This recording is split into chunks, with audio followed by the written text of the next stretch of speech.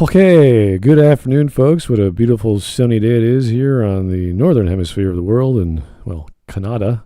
I don't know about you guys, but it's warm and humid in Toronto. So I've been having a great time, having some leftovers from yesterday, enjoying the weather, and fighting with YouTube.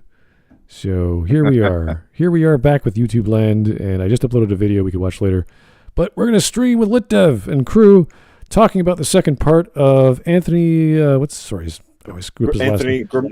Gramuglia. Gramuglia, thank you, sir.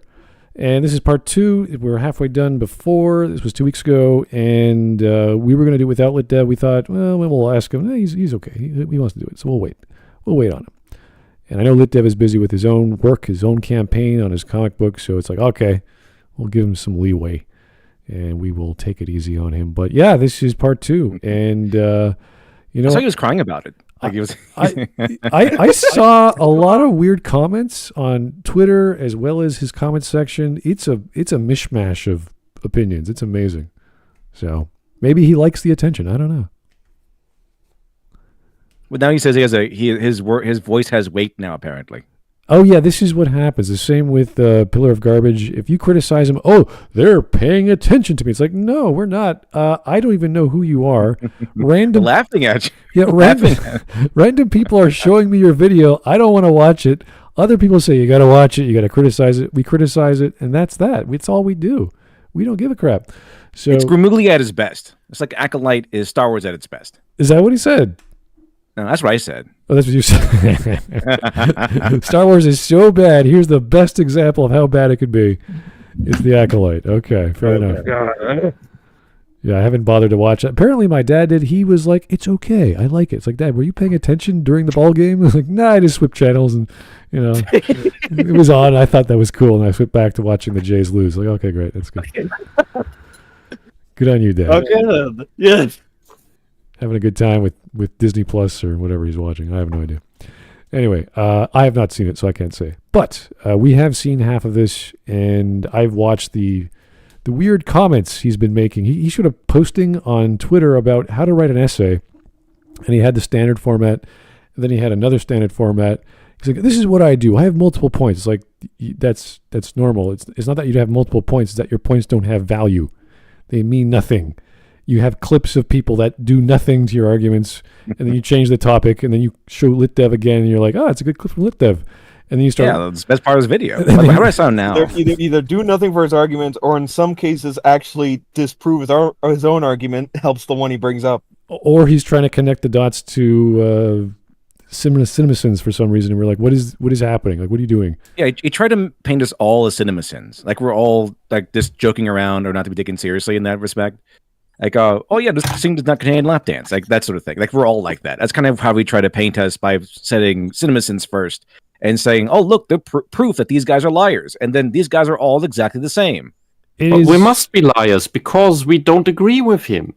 And he's correct. And we must know that he's correct. Therefore, we are lying about our opinions and are thus grifters because we know that he's right. The issue is if we have evidence that, let's say, LitDev is lying, that means I have insider information. I have actual recordings of LitDev saying, I know 2 + 2 is 4, but I'm going to be an idiot and say 2 + 2 is 5. And I have like that, I don't know, I record on Skype or something. And then I have a reveal video. Like that would be evidence proving that LitDev lied about basic mathematics or whatever. In this, show them that recording, Smud. I got it. If I got my next video. But with this guy, he's like, well, I think they don't think the way I do, therefore they're lying. And you're like, that's not the right word. That just means you disagree with them and you think their value is less than yours, or the attribution of knowledge is different.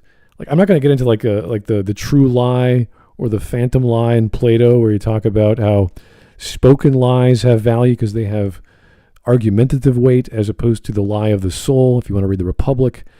I don't think he's even touched philosophy to even consider all of these ideas, let alone any kind of criticism. He barely touched the videos that he critiqued, so let alone philosophy. Oh yeah. By the way, how do I sound? Am I loud enough or too loud? You are spectacular. You sound really good. Yeah. Awesome. I just noticed that my soundboard thing was a little low. I was like, oh, no wonder. Oh. No wonder. So I'll put it up. So hopefully it sounds better. Yeah. So with him, I don't think we're going to get any philosophy. We're not going to get any critical analysis of criticism. And if you guys know anything about art criticism, it starts with Aristotle. It goes through a dark age where we get next to nothing to Hume. Even that isn't very much. Yeah, he could at least have mentioned Hume. I like Hume. Actually. Hume is good. It doesn't matter if you're an ideologue, left-leaning nincompoop, and you want to quote Hume. Hume is awesome. Go for it. But after that, there's a bunch of other dudes that very few people know, like this old guy called Sigmund Freud, and then we get to Jung, and then we get to this Canadian guy no one knows, only I do apparently because I just read him, called Northrop Frye. He's pretty cool. And then we get to Robert Pirsig. There's all kinds of great criticisms about media. No one really knows these guys. That's fine. You don't have to. But if you're going to attack a critic, use some semblance to the classics to say why they're wrong. Don't just look at CinemaSins and goes, well, the bell makes me angry.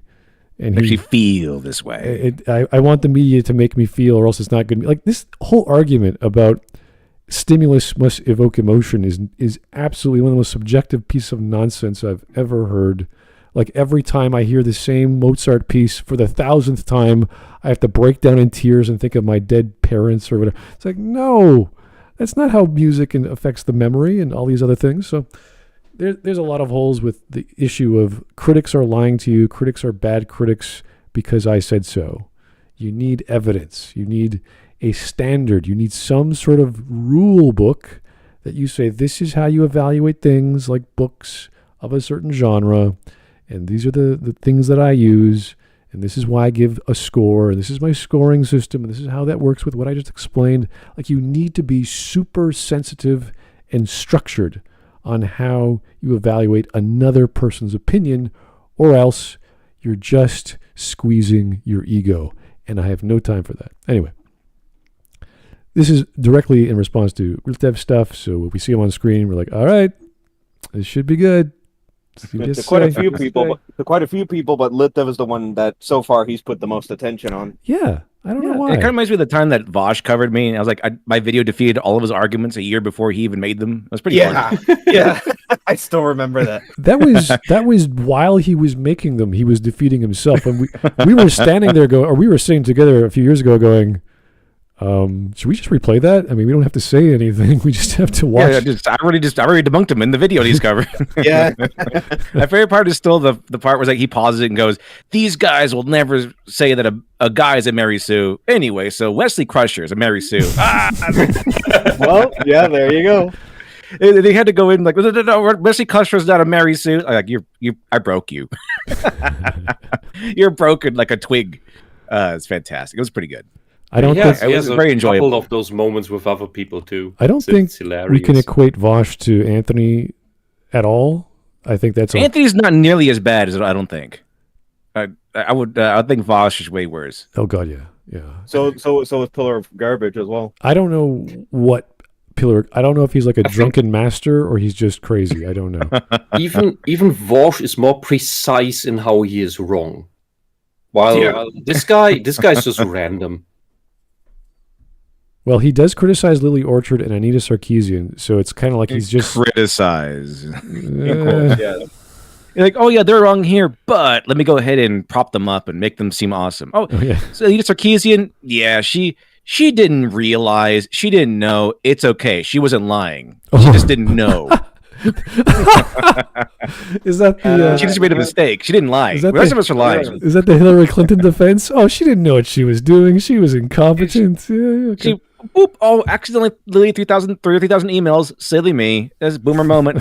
Womp womp. All right. Well, we've been rambling. It's a defense of Anita, so yeah. Well, we haven't heard that yet, so we'll see where we go. This will take a few hours, guys. So I hope you all got your snacks going or breath and breaks or whatever you do to settle in for the evening. Let's get going. The show must go on. If Rey through a hero's journey, it would be better if she could defend herself but not be able to actually defeat them. It would show weakness, vulnerability. In other words, it would show her potential but also leave room to grow. Like, I don't think he knows anything what I'm talking about. It's like, oh, vulnerability, weakness. It's like one little second of her being kicked. Like, that's not vulnerability or weakness. It's kind of like if like a karate master is actually he's not actually a karate master because he got punched once. Like, doesn't work that way. She didn't even fall into her lightsaber. Exactly. Also, I was talking about the fight where she fights these minions, not freaking masters and stuff. Like, not like Sith lords and everything. I'm saying minions. Like, she should be losing to minions in the first movie, not second movie too. She's fighting elite guards and Sith lords. And it's a little bit different in lightsaber protective armor. Exactly. It's a little bit different. Okay, I'm not sure. Did he show that? Did he show me like what scene I was talking about, or did he cut that out? Because I was talking about that fight scene where she kicks 3 guys at once. But during the throne room scene, yeah, that's it. That's it. It's post her. Also, even if this movie was good, right? Say this movie was good, and I'm talking about these movies. This is post training from Luke Skywalker. I know she didn't actually get trained by Luke Skywalker, but say that she did, and people would argue that she, this is a good movie and that she got training from Luke Skywalker. Imagine if it was constructed correctly and she got training in the second movie. This would be after she trained, which would mean she has grown already. So it's doubly ineffective. It's ineffective if you go by my standard that it shows us nothing, no character growth, and it's ineffective if you say that Anthony's version is true, that it does show character growth and she does change. Well, this is after the character growth, so it's like oh yeah, she didn't train at all or gain any skill at all, and showing afterward actually she worked out. It's like, oh yeah, it's like if I was critiquing Luke Skywalker and I said Luke Skywalker never changed or got any stronger, or there was never no room for character growth or something, and you showed me after he was supposed to be awesome. Return of the Jedi, Luke was very different from Empire, and even after getting his training from Yoda, he was still barely a match for Vader in sword fighting. Yeah, it was like it was an intense duel. Like, and he had a little bit of training from Yoda, and Empire Strikes Back got stomped at the ground. Yeah, with whom was he supposed to learn lightsaber fighting? Yoda wasn't jumping around anymore. So all he could do was go through the motions. He didn't have an actual practice partner.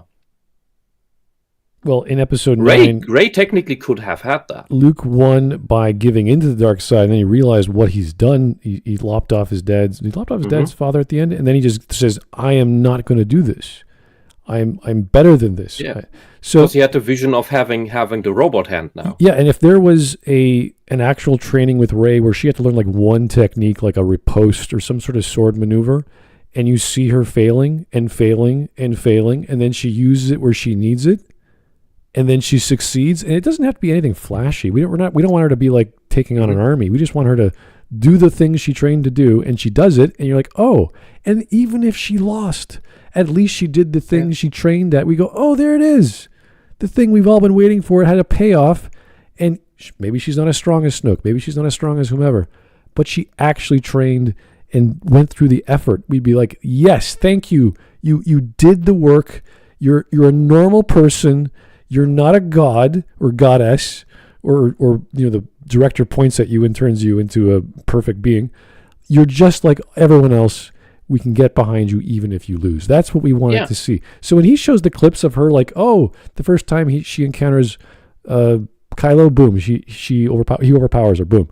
The next scene, she overpowers the guard and learns how to force manipulate minds, and you're like, wait a second, this does not make sense. She got enough experience to level up.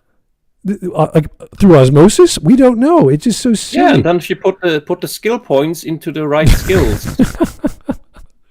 This is cherry picking at its worst. If you do this for Star Wars sequels, they're so dumb, and it's pretty bad. Yeah.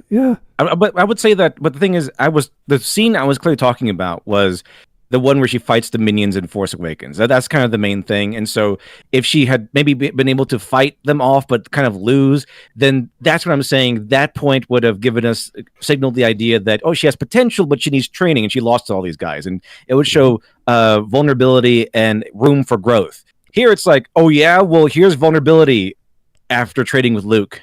That's bad teacher, Luke. You're a bad teacher at that point. She's fighting these like the elite minions. Like I'm not talking about after she's trained or anything. I'm talking about setting it up in the beginning. like a normal story supposed to. That here's her potential, but she has a long way to go on her journey of growth. Okay, I've got a massive super chat. Thank you, Vladimir. Yeah, drop a $100 super chat. And I don't know if it's related, but it probably isn't, but who cares? Thank you, sir. Since it's Pride Month, it is? I thought that was last year. Anyway. No, we don't do the logos anymore. I heard. Last year. I thought we did away with that in Canada. I'm just joking. Back in 2014, the Swedes detected underwater craft in their bays. Where are we going? Which probably weren't Russian submarines. Okay. But just to make sure, they started sending out a Morse code message and said, "This way if gay." The craft promptly left and rarely comes back. What? Aliens. Is this some sort of pre-war scenario? Where they're like, do we invade Sweden? Or do Ancient aliens that don't want to be gay. Okay. For $100, sir, that is the strangest super chat I've ever had to read. Okay. I mean, you could have given me anything. I'll probably read it, whatever else you like next. But anyway, we're back to the video. And look, Rey isn't a perfect character. And Star Wars: The Sequel Trilogy isn't perfect. You want me to criticize her? Okay. Her entire arc is centered on waiting to be destined for something. The first film, she's waiting... That is the stupidest thing ever. I don't think he knows what a flaw is. She's waiting to be destined? I don't think he knows what a plot is. What is that? So she's My plot is waiting for the gods to tell me what the fuck to do. So I'll sit here. Imperfection is waiting for destiny to arrive. Now that is like something that's a little silly, but it's not really a flaw necessarily. It's what we need is what a narrative relevant flaw is some sort of like crack in the morality of the character, like something that holds them back during the story. Like impulsiveness is usually like a good one for like a beginning character, or greed, lust is a big one because that's usually the classic. Temptress comes in. A woman is temptress in the hero's journey, and usually she comes in to tempt the hero with everything he technically wants, and his strength is he rejects that temptation. In fact, I argue that a villain is basically just a hero that failed their temptation test. But that's what a flaw is. When that test of temptation comes along, it's the flaw that gets tested. So whatever that flaw is, the greed, lust, basically envy, whatever it is. Hers is false hope. I'm like false hope. The false hope that her parents come back. Yeah, but wait a second. He's saying, and then she just leaves because somebody told her. Let me hear this one more time. So it's not a flaw then, because if it was a flaw, she would be like, "No, I don't care what the circumstances. I am not leaving whatsoever, even if it means my death." That'll be a flaw, and then Finn would have to like tie her up and drag her along, right? That would be, and then she would have to. Then Finn would have to fight. So she would want to go back. Exactly, that would be an actual flaw, but like she chooses practicality over the her need to wait, and that's like, okay, well, she got over it pretty quickly then, because it was if it was truly a major narratively significant flaw, she would stay there even if it meant death. And I have there's a really interesting example I have, which is in Samurai Jack, the last season of Samurai Jack. Now, however you might have felt about that season, which I liked the first couple of episodes, but then it kind of fell off. But the thing is, we have the character of Ashi, I think her name is. I remember correctly. Ashi. And Jack is like carrying her on his back, and she's like, "Oh, you'll die, samurai!" And she's like intensely into serving Aku, the idea of Aku, and then killing Jack. So it's like that, and relentlessly beyond. Like she would like try to trip him up, even if it meant her own death. Like she would they're going to this monster. She's the scorpion. She's the scorpion on the frog's back. Exactly. That's how this flaw would be if it were with Rey. Like she would sabotage Finn. Like she was like, I don't want to go. And then Finn was like, what the hell? They're going to kill you if I let you go. I don't care. I'm staying here to wait for my parents. That would be a flaw, narratively speaking, because it would be hindering her journey, hindering herself, her mortality. Like it's hindering everything there is. And then Finn would have to drag her along, and then she would have to get over it through some circumstance. Some internal character. And then her temptation would be like encountering someone that works for the Empire or works for the First Order or whatever it is, and then like tempting her with, "I'll take you back, or I'll take you to your parents." And then she would like maybe be tempted to betray Finn or whatever it is. That would be the temptation. That would be how would it be like if that was actually her flaw, but it's not because she just willingly leaves without really much provocation. It's like, okay, well, we're running around, running away. And she's like, okay, well, I'll take the droid back to this or whatever. I think she's taking like BB-8 to the Resistance. Like, if it was actually a flaw, she'd be like, well, I'm sorry, I can't take you to the Resistance. That would force me to leave the planet. I'm not going to do that. It would be way more significant. She would do what Han wanted to do, and it's just check out of the story. Yeah, exactly. If it were an actual flaw. I want to hear this one more time. I didn't quite grasp what he was trying to say with that term. Let me just hear it. Sounds good. Character. And Star Wars, the sequel trilogy, isn't perfect. You want me to criticize her? Okay. Her entire arc is centered on waiting to be destined for something. Waiting to be destined for something. So that's her arc, apparently. So she... That's what I meant. She's not... That's just sitting around. She's not waiting for her parents. She's waiting for something to happen to her that is part of a prophecy? Like, what are you talking about? That's not in the movie. Her arc is... her that's not what her arc is, not waiting for destiny. Her arc is... according to the people who defend the movie... Her arc would be searching for family or searching for connection with others. That's what her arc would be. Because it's like, oh, she's so lonely and she wants to wait for her parents to come back so she will stop being alone and all that crap. Yeah, that's not searching. That is waiting for other people to solve her problem for her. Yeah, it's a passive protagonist. I can't... I'm sorry, this is not in the film. I don't know what he's on about. Destiny implies there is a higher power, some organization, some prophet, some witch saying this is going to happen. It's foreshadowing. This is going to happen. She's sitting in a hut in the middle of nowhere waiting for her parents. That's not destiny. You are right. It is not. She's waiting for destiny. She's waiting for her parents to come back. So it's not like she's waiting for a prophecy to happen or something. It's like this. She's waiting for like her family to return. Yeah, and as Han himself says in the damn movie, that's not how the Force works.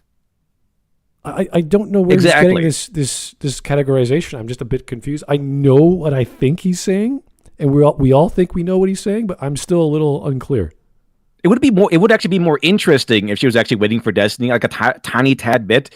Like if there was a prophecy where you were destined to bring balance to the Force, like Anakin Skywalker or something. A dream. See, that's the given thing.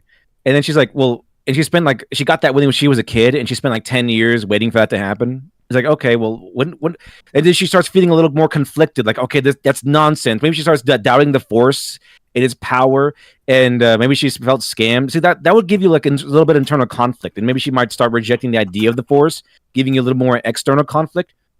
When it deals with those kind of aspects of the story. I would have liked if Kylo is so enamored by his grandfather that Rey is so enamored by the idea of a Jedi or maybe Luke or whomever that they have these similar arcs, but they're in different sides of the world or different sides of the coin.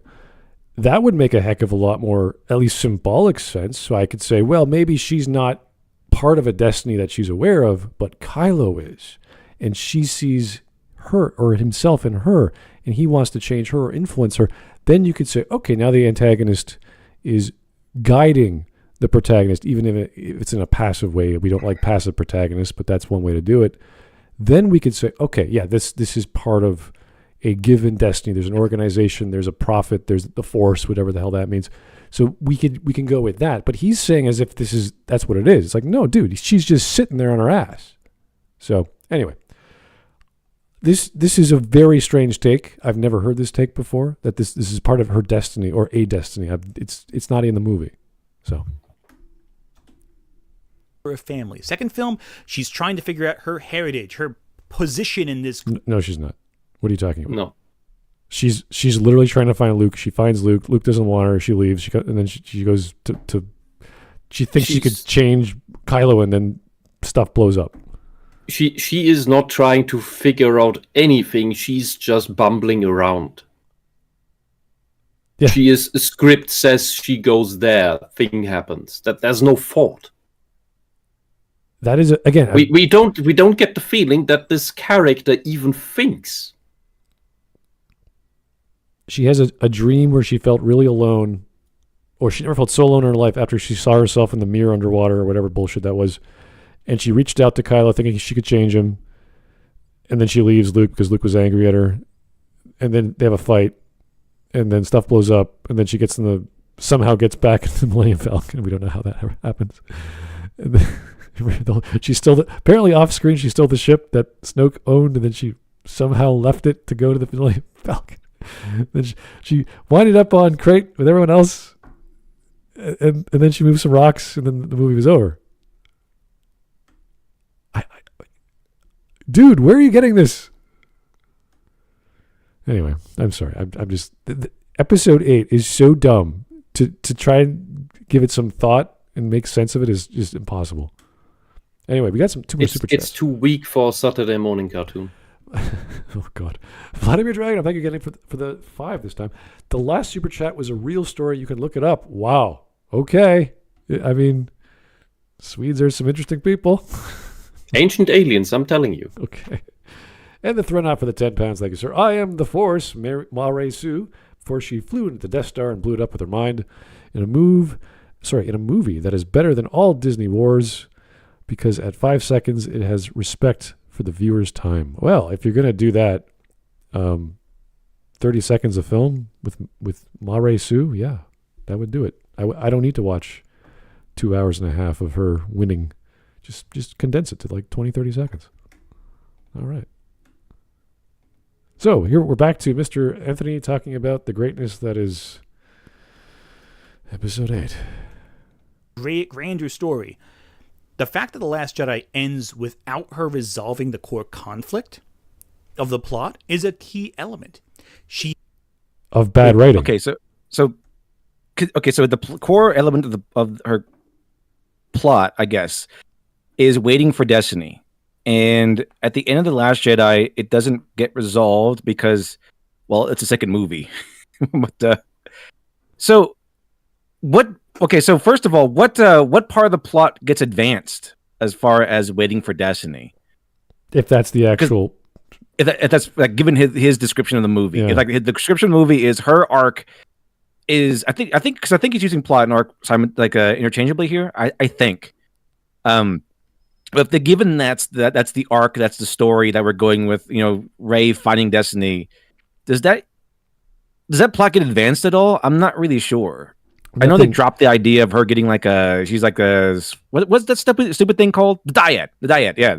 Nothing gets advanced. In fact, they're in exactly the same location, only in a worse position in episode 8 at the end. So no, nothing gets advanced. Yeah, she's like there's like they say she's a dyad or a chosen one, but she doesn't really advance anything in that way. She makes like friends with Finn, but if the whole thing is her waiting for destiny, then what there should be, like, most stories should have like an overarching goal, like something we're trying to reach to. That's like standard writing. But in this case, if that were the plot, then an overarching goal it's essential. So, and you can't just have like defeat the Empire. The goal is, how do you defeat it? The Star Wars The New Hope had this down perfect. That's why it's a legendary movie. It's like, it wasn't just defeat the Empire, it's blow up the Death Star. Like, oh, that's tangible. We know what that is. So it can't just be she needs to defeat the Empire. How? What's the overarching goal? Defeat Snoke? They don't even know who Snoke is. Defeat Kylo Ren? Would that really defeat the Empire? Is it more like, I know he's a strong guy. It was really more like a minion. Like, if they killed Kylo Ren, would that really end the First Order? Like, I don't think so. Yeah, this is not. I mean, you can make the argument. There's lots of characters and stories. They have very small ambitions. I remember, if guys have ever watched the old Kung Fu series, Master Po, he has one ambition in life, and that's to attend a festival.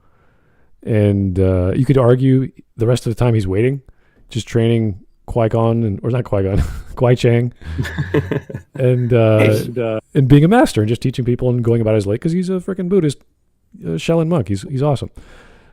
And it's like a Kill Bill, because it's like the Bill is actually like if the guy from Kung Fu was evil. If he went evil, that was the idea behind the writing. Yeah. Well, the whole reason that Qui-Chang had to leave the temple was he killed the emperor, the emperor's son or something, because they killed Master Po. He was so furious, he took the spear and just threw it through the frickin' pagoda. So you could argue that was the setup for Qui-Chang to leave and go wandering. But that wasn't waiting to happen. That was just an event that these monks weren't expecting. So it's also just a premise. It's not like this arc. So I don't think you can make an argument saying a protagonist's goal is to wait for the universe to do something so they can do something else. That's not, at least for a main character. Like, why would you? Can you imagine watching a series of Ray? Like, okay, just watch anything on freaking hell Disney Plus where nothing happens, and it's just Ray waiting for her parents to come, and you're like, nothing happens. Then, it's like waiting for Godot. It's like just every episode is her like, oh, my parents are going to come in any minute now, and then it's just every episode is her like going back to the. It's like, what was it? Going to the store or talking with some friends all day, or going to the cafe, or like getting 3/4 portions or something. It's like the Monster Hunter animation about I forgot which one it is. The cute frog that digs itself in and is totally chill, and the camera just zooms out super slowly, and the whole thing is an hour long, and it's just once in a while another monster walks through the background, or a bunch of hunters run through the foreground hunting something, run away dying, and the monster, the chill frog monster that everybody ignores, is just chill and waits in his little hole. Yeah, I'm trying to grasp this plot he's trying to get at for Ray, and I can't. She just gets thrown around because director said this is how the script is written, and the director happens to be the same as the writer. You're like, okay, but there's no like, I want X. I want to do X. It changes. First, I want to train with Luke. Okay, Luke doesn't want me. Then I think I'm going to change Kylo. Kylo doesn't want me. Then I'm going to go to the planet where everyone else is the end. That's the movie. That's all Ray does. She never says, I want to get to this place and forget everything else. No, it's always this happens and then the end. Yeah, and Dodogama is the monster. Thanks, Aura Master. If you need something chill later on, just look for the Dodogama Monster Hunter animation. It's an hour of pure, lighthearted chill. Oh dear. Okay, let's keep going. No predestined, but through her actions, she becomes the hero. How? Anyone can be the hero, regardless of where you came from. Well, I like this whole idea. Like, this is like some big brain move. Anyone can be a hero. That's like every story, though. Every story, it's always like some like small guy. That's like the usual traditional hero's journey. It's like some nobody, preferably some nobody. I don't know where they get in this idea that every story is about destiny, or every Star Wars thing is about destiny. Like, what was Luke's destiny? Luke didn't have a destiny. He was some random guy on a farm. There was no like prophecy or anything. He just happened to be like from a family of you don't even know that yet. It's just, he was trained by Obi-Wan Kenobi in the ways of the Force a little bit, and he happened to be pretty good at flying a starship. That was it. Like, there was no like great prophecy that he was going to bring balance to the Force or anything. So actually, the first one didn't actually have destiny as part of it. It became such later, maybe, especially in the prequels. But like, as far as the first movie is concerned, like, Luke Skywalker is just a weirdo. Like, the only thing you could derive that from is through headcanoning that Uncle Ben, the alias of Obi-Wan, was there by very convenient happenstance to have known Vader before. That in this giant galaxy, he's my buddy. That guy is in the same place as Luke, and apparently knew him since birth. That's the only thing about that where you could make that connection, but there was nothing spelled out about that in the first movie. And even it was basically just the wise wizard. And even that, as we all know, was a trick on the cast, because for whatever reason, George didn't want to tell anyone that the big reveal of Luke's father was, and then we had to sort of rein in, oh yeah, a certain point of view. I thought you like that whole nonsense in episode 5. Yeah. So the good thing about being so vague in the first one is that it allows you to write in many different directions. That allowed that you can make, that idea to be written. You can make that argument. It's a weak argument, but it does work. So fair enough. Movie making is hard. You want everything to work organically and have the main actor have real emotions. Fine, go for it, George. But don't write a script ever again, please, with this idea. Except No, because the third film shows us she has a lineage, and there's a reason why her family never came back, and she's part of this big grand destiny to stop Palpatine's return. Made up. And you get all the answers that completely undermine all the legwork made. So the difference is that with the original trilogy, yes, they winged it, but they winged it well. They only added to everything slowly. While episode 9 is just a ham-fisted, oh, here's everything super elaborate, big. By the way, did you know this? Here's a paragraph of text, of exposition.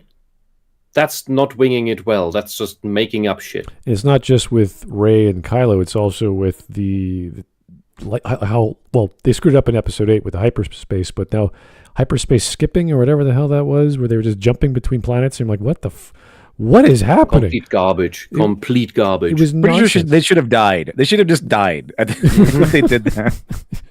Let's go to another solar system. I was like, how? What are you doing? In a star.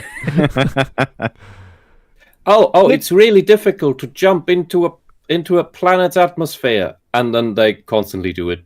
That'd be hilarious if that happened, and like they got eaten by Cthulhu monsters because they did run into some.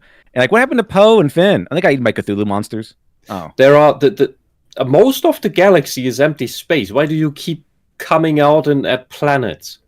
There's also a lot of black holes. There's this whole black hole prison complex. And the argument somewhere with hyperspace, at least in the Star Wars universe, is that there are already highways that have been around for billions and billions of years, and that's just what people use because you can't go anywhere else or you'll die.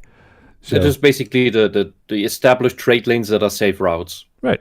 So you fly that just because you know that's safe. I don't need to make tons of calculations. Bam.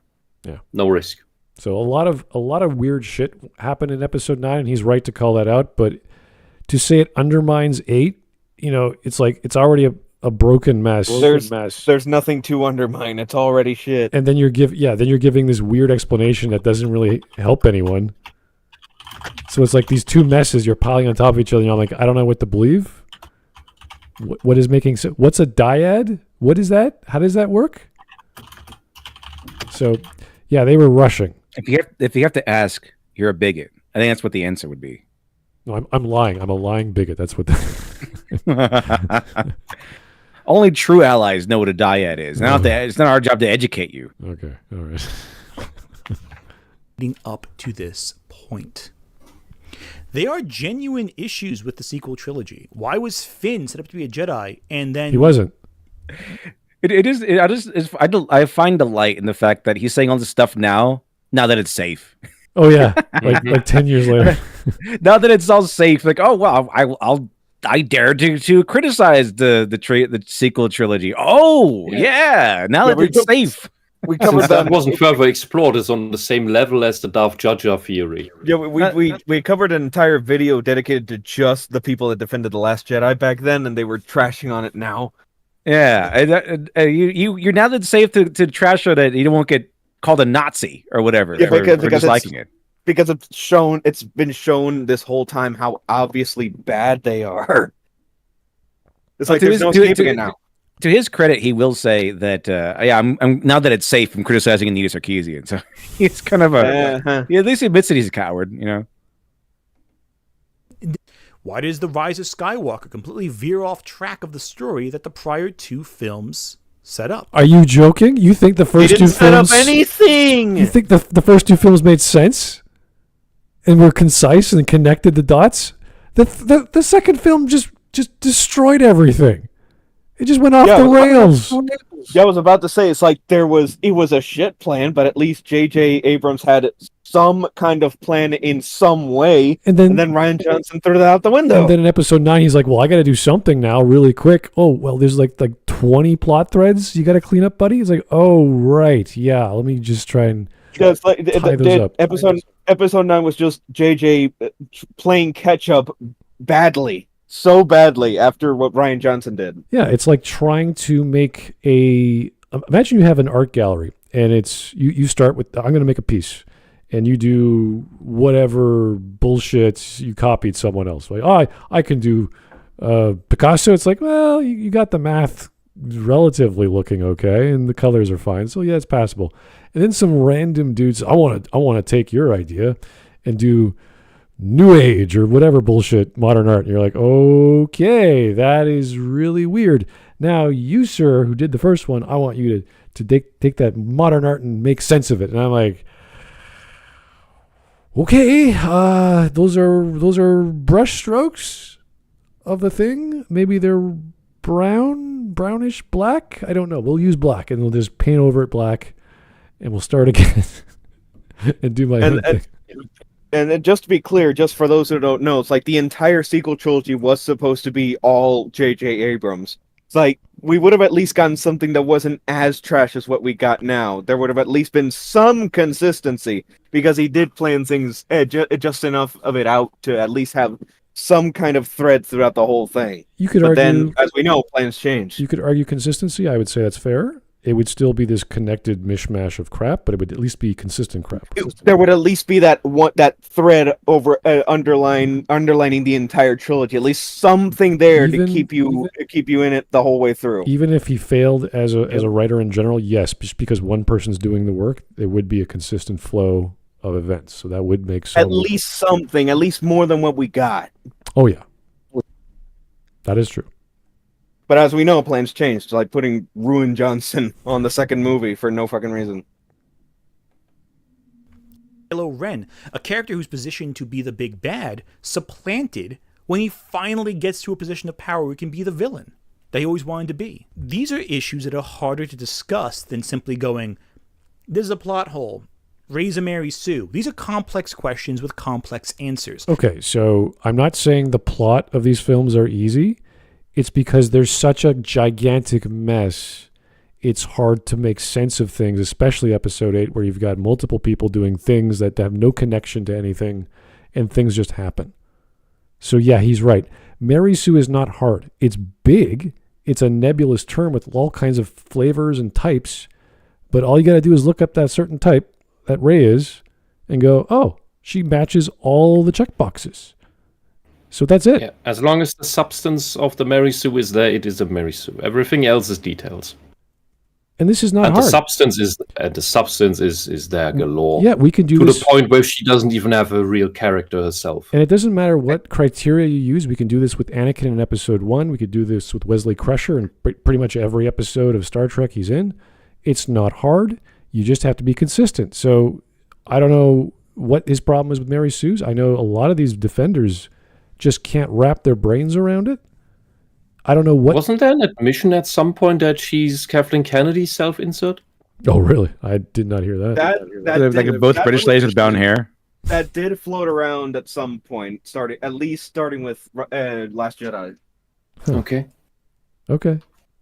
I'm not saying it's easy, but come on, sir. If you are a critic, this should be no problem. You search up the term, you find the biggest criterion you could find, and you just go down the list. And it's at tvtropes.org. You could do it anytime. It's very easy.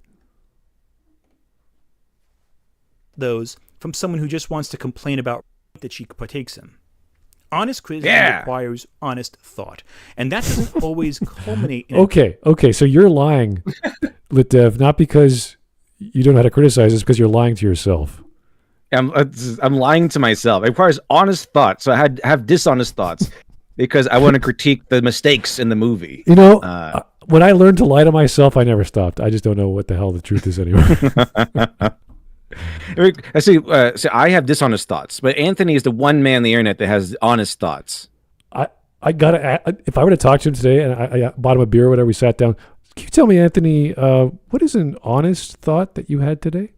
Can you tell me that, please? I'd like to know. That's not on Twitch. I love these words because this is shit that dropouts from like first year psychology or philosophy have, like maybe the second month. Like they say words like honest thought. Like what the hell? Like where did you learn that word? Like where did you get that? Like in a competent essay. I mean, I know he did like the first one was CinemaSins. It's like, oh look, they got this one thing wrong. Not that they lied, but they made a mistake. Sure.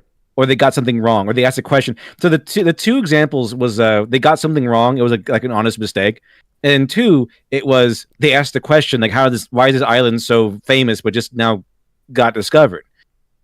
neither of those are lies. But the thing is, he's jumped off the premise that he caught CinemaSins in lies, and then painted the rest of us with those supposed exposures. Yeah. But the thing is, in a competent essay, if his whole idea is to expose each and every one of us as a liar, then he would have to go down the line and expose each and every one of us as a liar. And it's not just oh look, they didn't leave any room for growth, and then like just cut out that segment in my video and then like leave out all the context and everything. It should be what EFAP does. I think EFAP is what EFAP and Smudcast does, way more effective, way more honest about it, because you cover the entirety of the video and all of its context, as opposed to here's a tiny little sliver of this video. Let me go ahead and put up some stuff in there where it looks like it's contradictory, but it really isn't if you give the context of both the video and the scene that you're showing. Right. And the argument for that is, well, if you just let him continue, you'd understand what he's trying to say. It's like, that's true. But at this point in the video, this is all we know. The same way with like the series I'm watching with Fallout. I'm only at episode 6. But, well, it'll answer all your dumb questions in episode 8. It's like, well, I'm not there yet. But I shouldn't need to listen to the entire thing to note his point. It's the structure of an essay is claim, evidence. So even if I'm getting like a small segment of the essay, it should be claim, and then I listen to his evidence of that claim, and then it can make a very educated retort to that claim. Yeah. Given the claim and the evidence. In this case, I don't have to listen to the whole hour's worth just to note this one little thing. Yeah, he's accusing you and everyone else for having dishonest thoughts, whatever the hell those are, and then criticizing a movie by saying, well, why is this island so popular, by just asking an innocent question because you thought it might be fun to make fun of this movie, because that's what CinemaSins does. And if this fellow can't figure that out, I'm like, do you understand what comedy is? Like, you understand what people trying to make a joke, making a YouTube channel to entertain someone about this obscure fact that not everyone knows geography very well about this. Like, I don't know frickin' every island in the world that a movie might take place in that might be known to some other person in another part of the world. So that's totally fair to ask questions about geography, a very, very specific body of knowledge that I just not very good at. So to say people don't have information doesn't mean they're lying. It doesn't mean they're lazy. They're just asking a question. And I do that all the time. In all of my videos that I criticize video games mostly, where I say, shouldn't people know these things? Isn't it common sense to know what sex is? Like in the last episode of Fallout I watched. Like, this guy does not know what sex is. Like, he's a 30-year-old man in the wasteland. And it's like, I didn't know how to make a joke about it. I was just like stunned of how dumb this narrative was. That this guy saved by this brotherhood of technology, and they're advanced, never taught him sex ed. And I'm just sitting there going, wow, this is sad to think that no one knows, like, survival skills, like basic, like you would know how to procreate.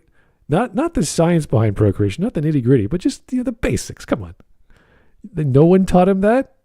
He didn't figure that out himself?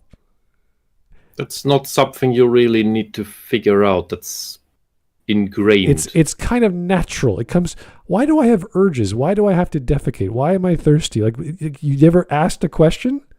What is this sexual feeling? It worked in Zardos. Oh, yeah? The penis is evil. Gun is good. Okay. Beautiful movie. I never want to watch it again. Okay. To the audience, it takes longer. People are going to lose interest if you have to set up the elements of a discussion about themes and dive. Are you sure? Because all the people that we talk to that we disagree with don't shut up about themes. That's all they talk about. How does it make them feel? Either themes or media literacy. Oh no, not that new term. That means nothing. Logic does not matter. I'm surprised they didn't actually say media literacy in this video. I was surprised. Yeah, I'd looked it over before we did the part 1. It's like he never said it once. See, maybe he didn't get the memo yet. We like Anthony so far because he sounds like a normal guy, just utterly confused about all the people who have disagreeing opinions, but he's not hip to all the buzzwords yet. So it's like, oh, he didn't learn about BLM or I don't know, whatever the heck is happening. He can be saved. No, he can't be sued. No. The thing is, he's only concerned with like what all these like themes bros are concerned with, is emotions and feelings and crap. But after I've listened to a lot of writers talk about writing and my own views on writing, and I've watched Alan Moore and Neil Gaiman's like master classes, and Alan Moore's maestro class, and a bunch of interviews and writers. I like watching those. They always talk about craft and character development, character growth, arcs, turnarounds, payoffs, setups. Lee Child definitely, like he's famous. Lee Child's famous for the Jack Reacher series. So they always talk about payoffs and how to make your characters do the things you want them to do, how they to make it make sense, how to set things up, how to get the audience to feel how you want them to feel through the narrative direction, things like that. They don't really go like, oh, it should only be about how you feel and stuff like that. I've never heard that kind of language from a prominent writer before that I've heard talk. It's always these themes bros. Like, oh, the only thing that matters is how you feel. Yeah. And what the themes are. It's so strange because every teacher that I've had to teach me the arts, from music to writing, they say my music teacher will say, play Furlis, play Beethoven, play whatever. And I'll get to a certain point, he'll just say, stop. It's not because I'm playing so badly and I'm slurring the notes and it sounds horrible to him. It's that he's heard it thousands and thousands and thousands of times. He's not going to start, shedding a tear because it's the most beautiful thing he's ever heard. It's because he's heard it and he knows what to expect. He knows what to get. He knows where I have faults and he knows how to improve. So he can stop me there. Okay, now we're going to do some scales. It's like, why am I doing scales? Because, I can tell you don't know your D sharp very well. I'm like, what? What are you talking about? So then I train on scales, and that's where I get better. And then I go back to Für Elise, and I go, oh, it feels different. It sounds different. It's like, okay. Not that he wants me to make the best Für Elise in the world, just he knows where to fix me. He knows where I'm lacking. And this whole idea that, I'm going to go to a restaurant for the umpteenth time and have the best steak in my life ever. I'm not going to start crying for how good it is. My sense of quality, my understanding of having that meal over and over again over the years has told me, wow, the chef paid extra attention. The quality of ingredients is so high, the freshness, the salt, the preparation time, everything, even the knife they gave me was special. Like everything was just so perfect as it could be for, eating a piece of meat. So it's not to get emotion. The point of media is not to be crying and have this convulsion on the stage as if everything has to be an Aristotelian effect of catharsis. Like, no, that is the psychological impact, if you want to go that far, is to appreciate the art form for what it is. It doesn't matter if it's cooking or dance or music. So when you set up a real moment of catharsis, one that hits really deep, right? That is difficult. That is subjective. I'd say that's one of the highest points of writing. It is more of a thing a writer can achieve in their work than an audience member, because an audience member can be triggered by anything. And it happens all the time I talk to fans of every famous, like Mass Effect, just because people know me for that. And they will say, I was in the hospital, I played the first game, I was crying, I lost my dad, I felt better. It's like, yeah, that's art. Art does that to you. But it's not because the writer intended people that lost their limbs or lost their parents are going to be cathartic about it. It's just because that's what drama does. Anyway. Into ideas. What they want is that dopamine hit 30 seconds in to continue watching. Pushing identity politics and the message. They don't want it up. No offense, Lit Dev, I don't get dopamine hits watching you, but I'm just, It's not 30 seconds in. So. Oh, you changed it up? Oh, I got to watch it. Yeah. With a lot of these bad movie critics appears to be honesty. To summarize, social justice stories are little more than infantile revenge fantasies where the writers value power over heroism and covet self-validation rather than truthful discussion. You motherfuckers ain't special and you're raging hypocrites. Yeah. And while that may have been That's right. A little bit of my opinion, what isn't my opinion is that some of you are just flat out lying. Well, it might have been his opinion, but it's also true. So, Yeah. there's a couple of seconds of truth here. Fantastic. Ultimately, what we're dealing with here is people who hate being told they're wrong, and whose opinions are so underdeveloped that they can't defend them when put to the task. And you know what? Tough shit. They constantly emphasize objective opinions with reality. No, not objective opinions. Objective conclusions. Going by what we know about narrative structure and things like that. So it's not objective opinions. That's their interpretation of it, because like my opinions are right and fact and true all the way around. No, it's evidence based. It's we go by this, by this, by this, by this, and then this is our conclusion. And that's kind of where this objective critique comes from, is here's the evidence, here's how narrative theory is supposed to work normally. And we're spotting this thing that's an error, we're spotting this plot hole, we're spotting this thing that is a fault in the structure, and this is why it failed. This is why it went wrong. It went wrong for these reasons. This is why it doesn't work. And it might be like something that happened in the scene. It might be something that they failed to set up earlier on. It could be a number of things, but it's usually because it failed to adhere to narrative theory. And it's not about objectivity being absolutely right and unquestionably so. It's about evidence based. It's about, okay, I followed this, and this, and I arrived at this conclusion. So this is why I think it went wrong. Now you could totally have a different conclusion going by the evidence, and they can also both be objective. But they like to think or push the idea that because we say it's objective, it is unquestionably true. Because oddly enough, their whole retort is emotions based as opposed to objectivity, and they find objectivity to be offensive for some reason. But that's what it is. It is, I follow this line of clues to this conclusion, rather than I feel this way, therefore it must be this way. But no, it's not objective opinions, and it's not objectivity means it's absolutely correct. It's I followed the clues and led me to this conclusion, and someone else can go, I followed the clues and led me to this conclusion, but it differs from yours for these reasons, and then we can have a discussion over that. But I've seen this for years, like even from the beginning of this whole thing, like back in like the Last Jedi era, I like to call it. It's always like, even when Mahler sent out his first video mentioning the idea of an objective critique or something that's objectively bad, it's always, well, it's just your opinion. It's not objectively true because art is about feelings or something. Not really. Okay, not really. It's not really how it's all about. Yeah, sure, there are things that are subjective in art, but there are things, the structure and everything's objective as well. It's on the objective side. So there's both. There does exist objectivity in art, absolutely.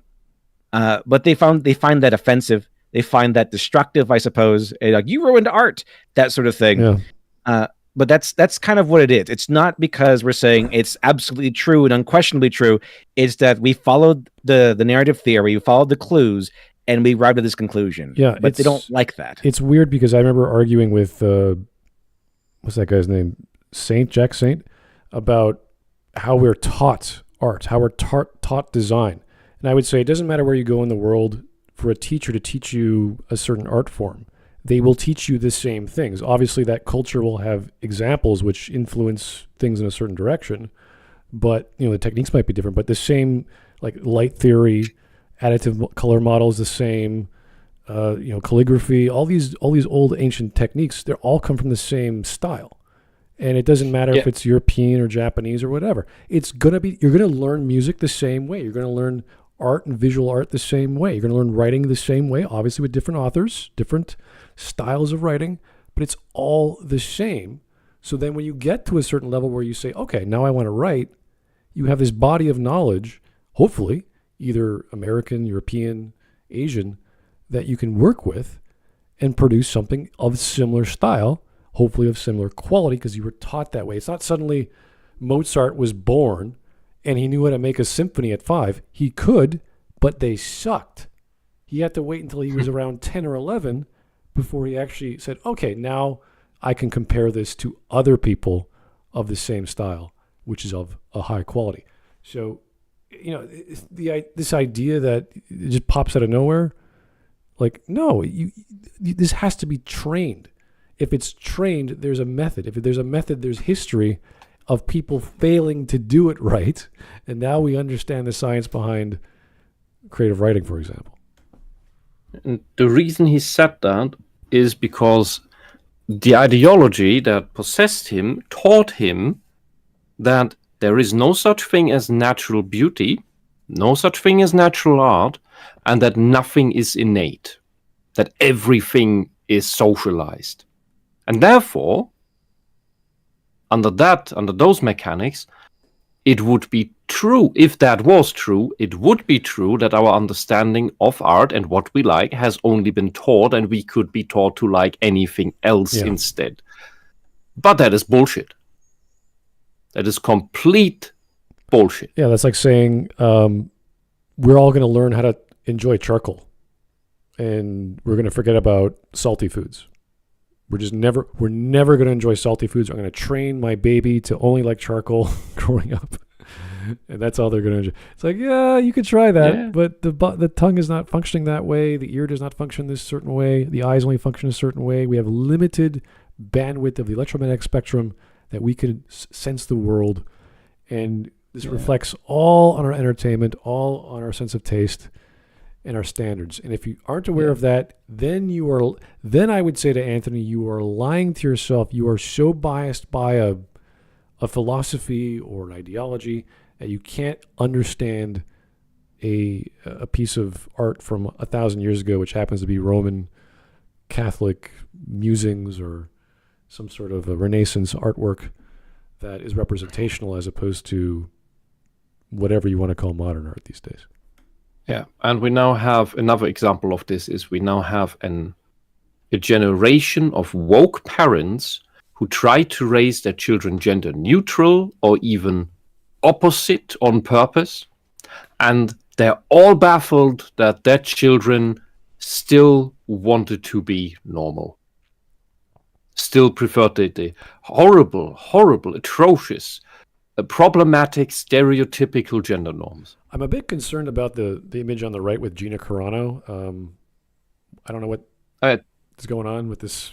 I think the what this tweet seems to be is showing some grift or hypocrisy alleged in the anti-SJW side, by which Gina Carano was at first assumed to be a strong woman, feminist character, which I thought too in the beginning of that episode.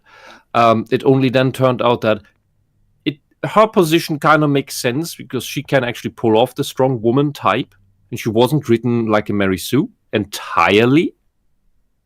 So you could she was believable. Yeah, it's and when she was and this tries to convey to us that and when she goes when the canceling happens, that's then when the anti-SJWs turn around and go, she was cancelled.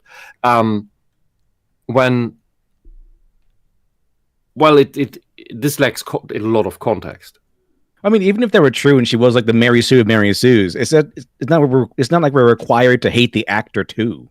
Exactly. Yeah. But these people, they always conflate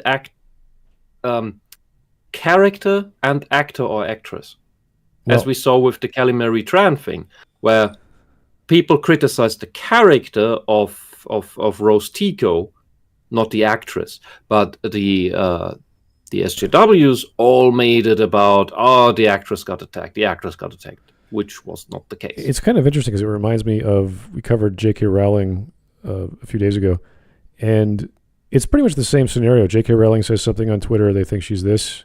Gina Carano says something on Twitter, they think that she's that. Only in Gina's case, she lost her job. So it's just public opinion and people not understanding what the hell they actually said, and instead listening to Disney or whatever the response was from the executives about Gina losing her job.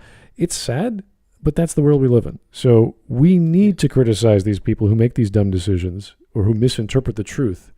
And if this guy thinks, I don't know, let's say he thinks J.K. Rowling is a TERF or Gina's what is she? What they call her? Anti-Semite or whatever. It's like, all you got to do is show the evidence. Show me the evidence of Gina Carano being anti-Semitic, and we all saw it. There's nothing offensive about what she said. The same with J.K. Rowling. And yet you still have these people attacking these two ladies for no reason. And to Sigfox in the chat, who says Cara Dune does beat up Mando in a kind of ridiculous way. Yes, that is true. That is where the worry came from. But when you then watch the series to the end, you see that this Mandalorian keeps on losing all the damn time. He is bad at what he does. And it's basically since the second episode where he climbs the sandcrawler like a Chad, like Asterix in Asterix in Britain, who's going through the Tower of London to save his friend, where all the Romans are flying out of the windows as he goes up the stairs. And then Mando just gets shot off in a cartoonish fashion from the top. Like, he looks up, basically all it's missing is the uh-oh, and gets shot in the face. And my headcanon is that is actually where the show ended.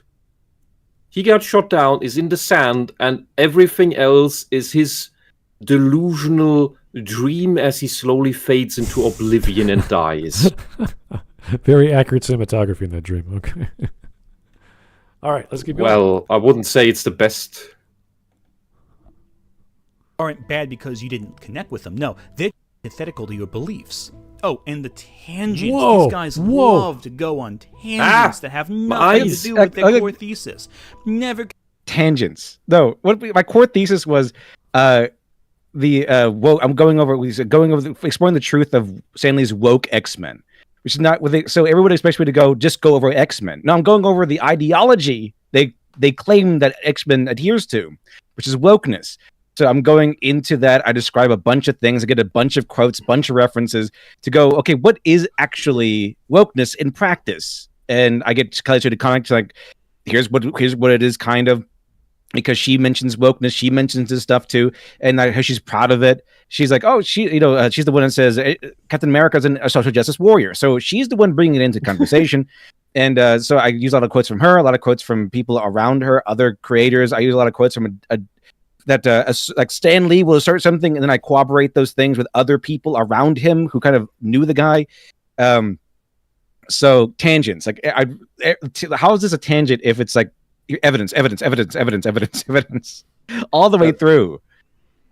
That terminology cracks me up because when you look into what these terms actually mean, social justice is just a bit more convoluted term to say socialism, but sound more friendly, which is originally synonymous with communism. The terms were only split apart in order to make people less scared of communism by saying, oh, socialism is just the stepping stone to communism. But then you have socialists who admit that communism is unreachable, which it is. And then you question, well, why do you need the socialist tyranny if you don't ever want to get to utopia? Isn't that kind of stupid?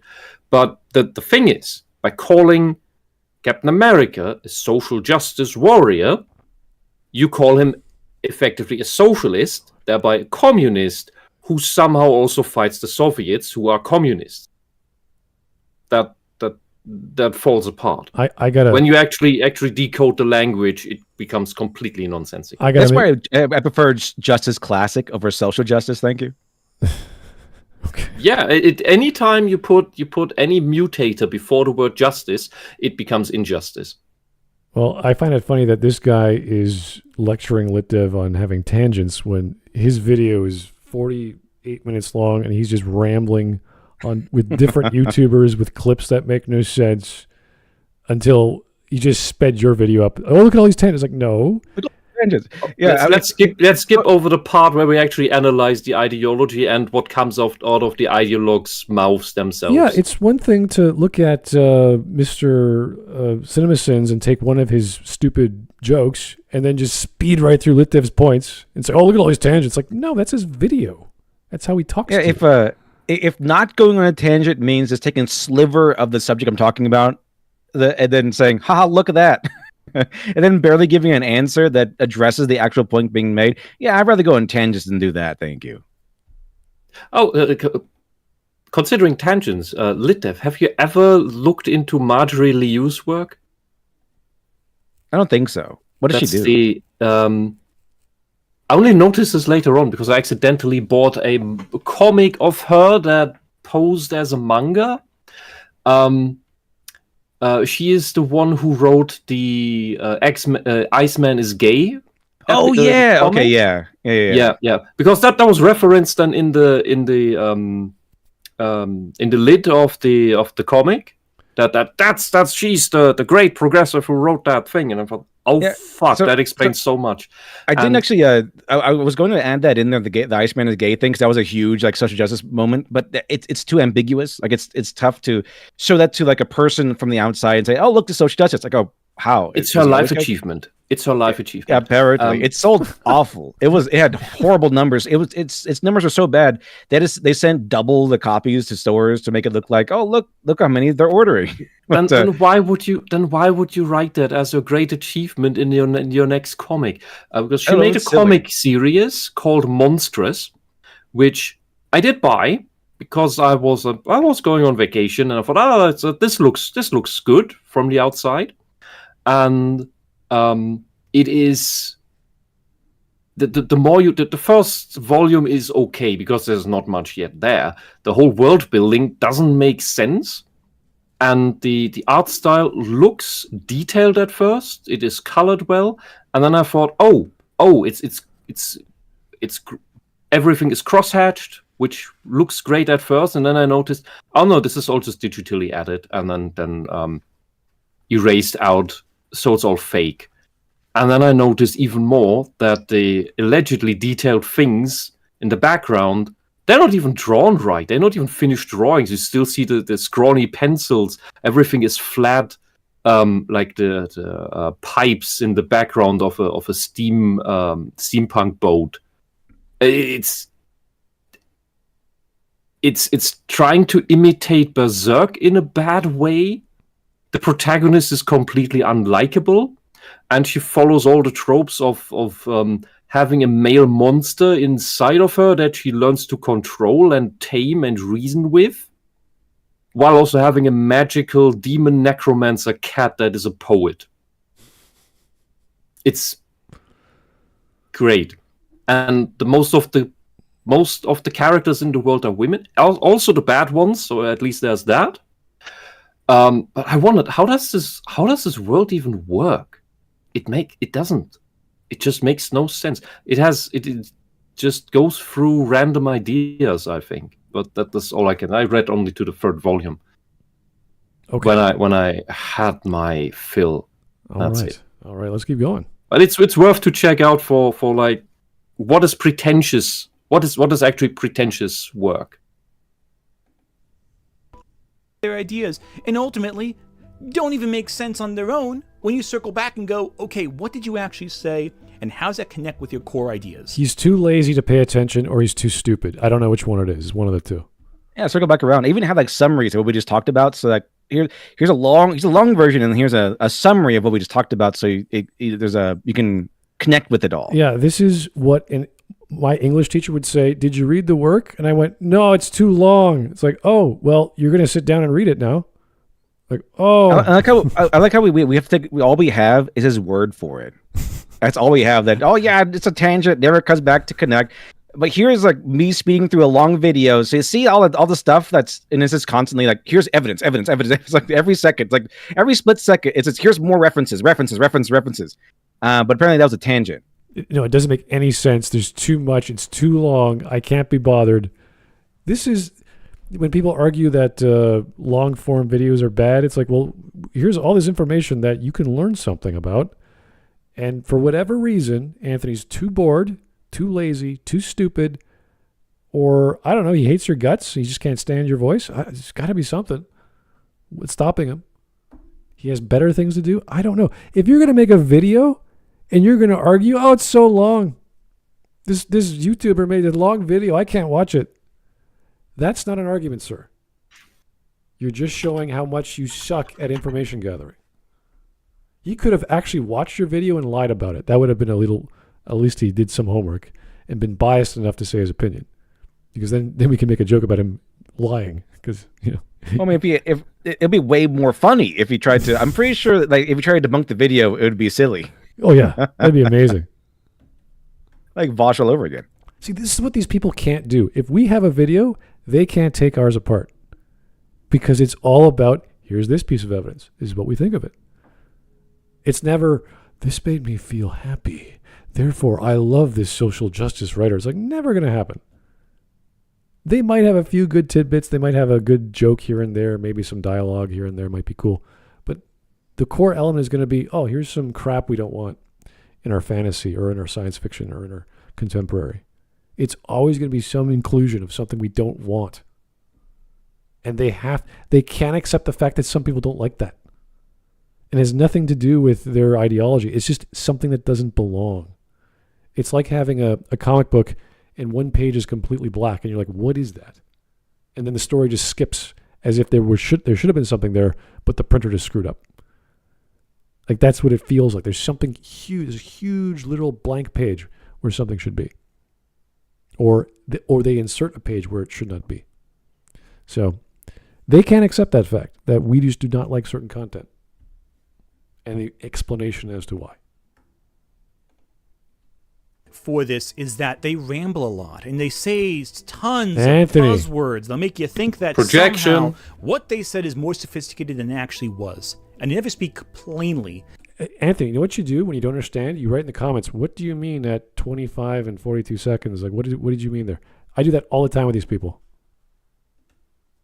I think I'll take that as a compliment. Like, oh, it sounds sophisticated. Yeah. It was really not. You know what? This is what one of my creative writing teachers would say. If you're too smart for your audience, that's not your fault. That's the audience's fault. They don't have the willpower, the attention, or the intelligence to go look up a frickin' word or a scenario to make sense of it. And it happens all the time with all the great writers. Where if you read Hemingway's a great example. You don't know what the hell. It's war. I don't know about war. Hemingway's describing it. I can't relate half the time to what Hemingway's talking about because I don't know. War in Spain was 200 years ago or whatever. I have no idea. But if I ask people who are Spanish or who know war, they'd be like, oh yeah, this is what happens. Like, oh, really? You blow up bridges. Okay, cool. That's weird. So no, this is why you read, because you don't know and you want to learn. You want to go on an adventure. You want to be taught a moral or ethic and learn something about yourself. So yeah, I don't know why he's confused about that. Because plainly about their ideas, you would realize how superficial their ideas are. Such as the faux projection. intellectualism. I'm pretty sure I speak pretty plainly. I'm not like telling you things in like iambic pentameter or something. I tell you like this rhyme scheme of poetry or something. It's like, oh, here it is. Here's the thing I'm talking about. Yeah, we usually cut out the music. I remember I cut out the music years and years ago because it was too loud or too stupid. We don't need music. So the problem with YouTube is people want you to be, they want to be entertained. They want the quick and short fast clips with the quick and short quips, and they want you to have a cool accent. And if you got a cute girl saying things or a guy with a British accent, that's even better. And lots of editing, lots of fast things happening on the screen to keep your attention going. I don't do that. That's why I'm not popular. I don't care to do. I don't want to do that. It's not my thing. In fact, if you ramble on enough, you might even forget what the thesis of their argument was. He's describing how SJWs do it. So he's just saying, I'm so confused, I can't pay attention, so I have no attention span, and this video is so long, I don't understand certain people's words, I've now forgotten what the video is about. How does he read all those books behind him? Yeah, if you read any of these books, it'll take you weeks longer to watch a video. But apparently you can pay attention to that and not a 20 or 30-minute video. That's amazing. He must have like this very weird argument with his wife about what he does with his time. And the thing is that most people are much more or can digest all of this much easier if somebody reads it to them than reading it themselves. That's true. Some people prefer the audiobook version. That's true. which then really not just prefer, it's just more digestible because we're more trimmed to processing by hearing than by seeing weird magical symbols on dead paper.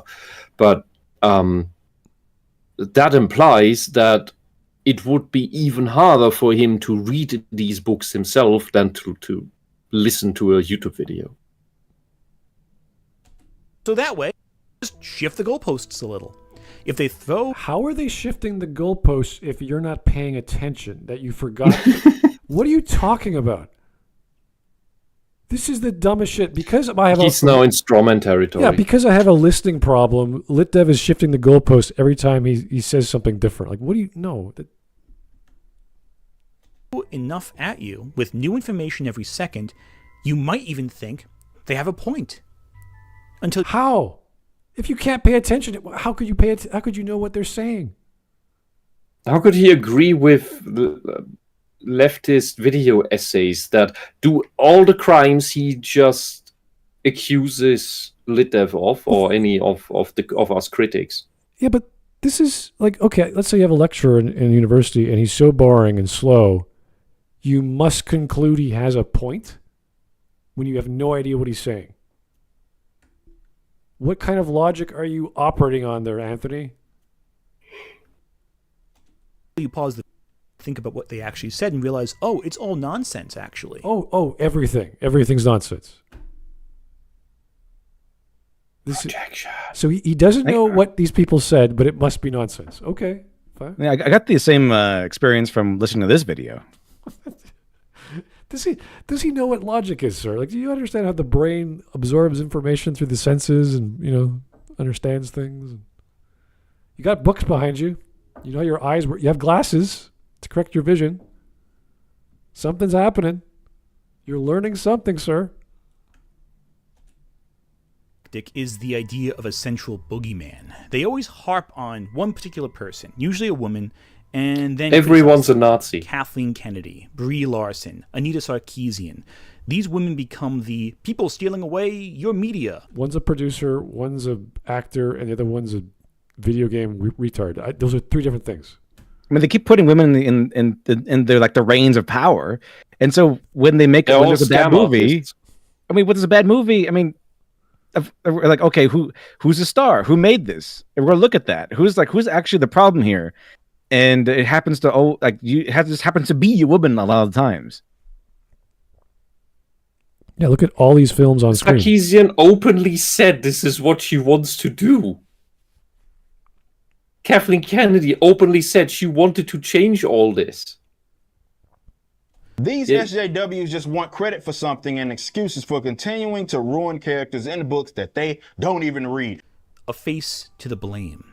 And if they take quotes out of context, even better. He even admits that any sort of portrayal in terms of Magneto being Malcolm and Professor X being like MLK was something that was done unconsciously. He literally says that himself. The reason... Like there's evidence of Stan Lee saying both ways. That I thought about it immediately. But that's why in my video I go over the first issues of X-Men and show that, oh no, that was not Malcolm X and Martin Luther King Jr. Magneto in the first issue of X-Men was basically Hitler. Like he saw the mutants as like the master race and stuff like that. So it's very, very Hitler-esque. So no, that was not the case. Also, of course, Stan Lee said the opposite. Like, oh yeah, I never thought about that. It was like afterwards. But Stanley has always the argument. You can make the argument that the Black Panthers are basically just black Nazis. But the thing is, if it's supposed to be Malcolm X and Martin Luther King Jr., like their philosophies don't match up. It just don't. But the thing is, Stanley has quotes that contradict each other a lot, like in a lot of terms. So I used Stanley's quotes, and then I corroborated it with the comic to see, okay, this quote actually aligns with what actually happened, and then I corroborated with quotes and perspectives from people who've studied Marvel, who have interviewed Stan Lee, and Chris Claremont, who was the writer who actually made X-Men what it is today, and several interviews with Chris Claremont. So it was really him that brought the whole social issue thing in, and he himself said no, it wasn't. It was never Martin Luther King and Malcolm X. It was more along the lines of the Holocaust he was going for. I think what happened is that he wrote very general stories, the tragedies of life, of humanity. And because that is so foundational, is that all of these people with very limited knowledge project all the few things that they know onto that, and it matches well enough, so they think that's what that means. Because they have such a small range of knowledge. Being is that it's easier to get mad at an individual, to say this one person is responsible for all the problems you're seeing, rather than tackle abstract ideas like a philosophy. Also, whenever the video essayist loses track of their point, they can just point to a picture of their target and say, that's the person who's at fault. 5 years ago, I made a big video on Steven Universe and haven't stopped having a migraine since. They raise the anger levels again, and you're blinded to any faults or holes. They're not raising the anger levels. This is just Lily Orchard saying stuff as per shtick that they do. And she's tiresome, and who knows what the hell she's trying to say. We've covered her before. She's a bad critic. You could even argue she is lying. She should know better if she knows the content so well at certain times. When you know Lily Orchard's Star Wars fan fiction, you know everything you need to know. The cycle continues again. For every trailer, press release, and eventually release whenever anything science fiction or fantasy comes out. The reviewer wants to hit that knee-jerk reaction as fast as possible, even if they have to eat their own words later. Consider The Critical Drinker, who was so fast to capitalize on the release of Prey that he didn't even realize people were kind of hyped for this movie. Arnold fucking Schwarzenegger and his pumped-up buddies armed with state-of-the-art weaponry got wiped out almost to the last man by just one of these things. Then what kind of a chance has a 100-pound girl with a bow and arrow got against it? And then the movie was pretty good. Moment he saw... Are you sure about that? It was pretty bad. Well. Like, it wasn't the most egregious, but I mean, the ending was awful. They beat the Predator because the Predator didn't know how to use his own equipment. It just shot itself. and then she took the head of the Predator and like brought it back to her tribe like, I did this, when really her brother did most of the work. She basically just stole from her brother. So you made this, I made this meme. But yeah, just because it performed well doesn't mean it is good. We can enjoy bad things. Oh yeah, we've heard this argument. And if you'd want to criticize Critical Drinker, I'd rather go with his random switching of being able to see the message, which he made a soundboard thing for, and absolutely not saying it and then saying it's a totally good thing, like God of War Ragnarok, like the Shogun remake, where just the other day he said on It's a Gundam stream that it's a good show and he's been told it's very close to the source material, and it's the complete opposite. It's the complete inversion. It's a complete. All the women are super strong female characters. They're all also sadistic psychopaths. They're unlikable. All the men have their agency taken from them and their brains. And the main character, John Blackthorne, is replaced by the translator woman, who in the original is a warm-hearted, kind woman that teaches him Japanese, and in the new one is just vile, unlikable, unlovable, and is constantly mistranslating what he says on purpose. It's absolutely deranged, and that's just the snowflake on the tip of the iceberg. All the old videos he made about Prey were changed, titles, thumbnails altered to appear more neutral. Also, I'd like to point out that no hunter-gatherer society of that time period would have tolerated this kind of bullshit from one of their own. Those ideas would have been literally beaten out of her. This is 21st century Hollywood's idea of what nomadic hunter tribes acted like. So strong female character takes her suspiciously domesticated pet dog. And you know what? Good. Cool. At least that's better than a ton of grifters who don't hide their shameless grifting on every news story. At least he had the self-awareness to go, okay, this is an unpopular take, let me change it slightly. Most don't. Most are shameless in their approach. Most are very because he changes his opinion. He's not as shameless. What? I guess the idea is that it's to try to paint everyone as swaying their opinion based on the public rather than their own perspective. Okay, that's like, everyone likes it. Well, let me change it. That's fine, but Critical Drinker is not very critical. Like, we've caught him changing his opinion lots of times the past year, and that's fine. He has a knee-jerk reaction. He's the layman. I always talk about these certain YouTubers that are popular, but they're just the quick response, the obvious, like, okay, what is Angry Joe going to say? It takes him a few weeks to get to a video because he does a big job, but you can tell a part of the video where it's just him, and it's where it's his fans giving him ideas, because the language changes so differently when he's talking about game mechanics. So that's fine. You could change your opinion about a game, or you enjoyed it differently now that you had a different perspective, or you weren't paying attention. This happens a lot to people. Even with me, I watch something the first time, or I read something the first time. I think this is great. And then I actually pay attention.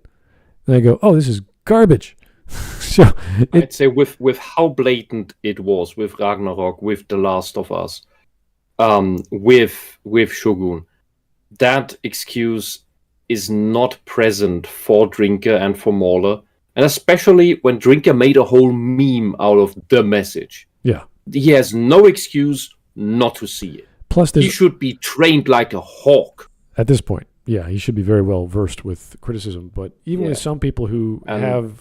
since he's making his own movie now, based on his novels, maybe he's ignoring the message and shilling for it until he's called out on it, usually, to not ruin further favors in the industry. There are some people who did that.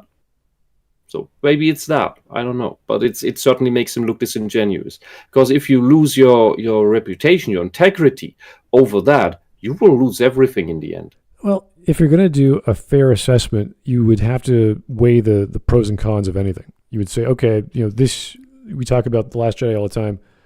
Amazing cinematography, amazing music, voice acting in general, fairly high quality. So I always say, turn your brain off, you'll enjoy life a lot better.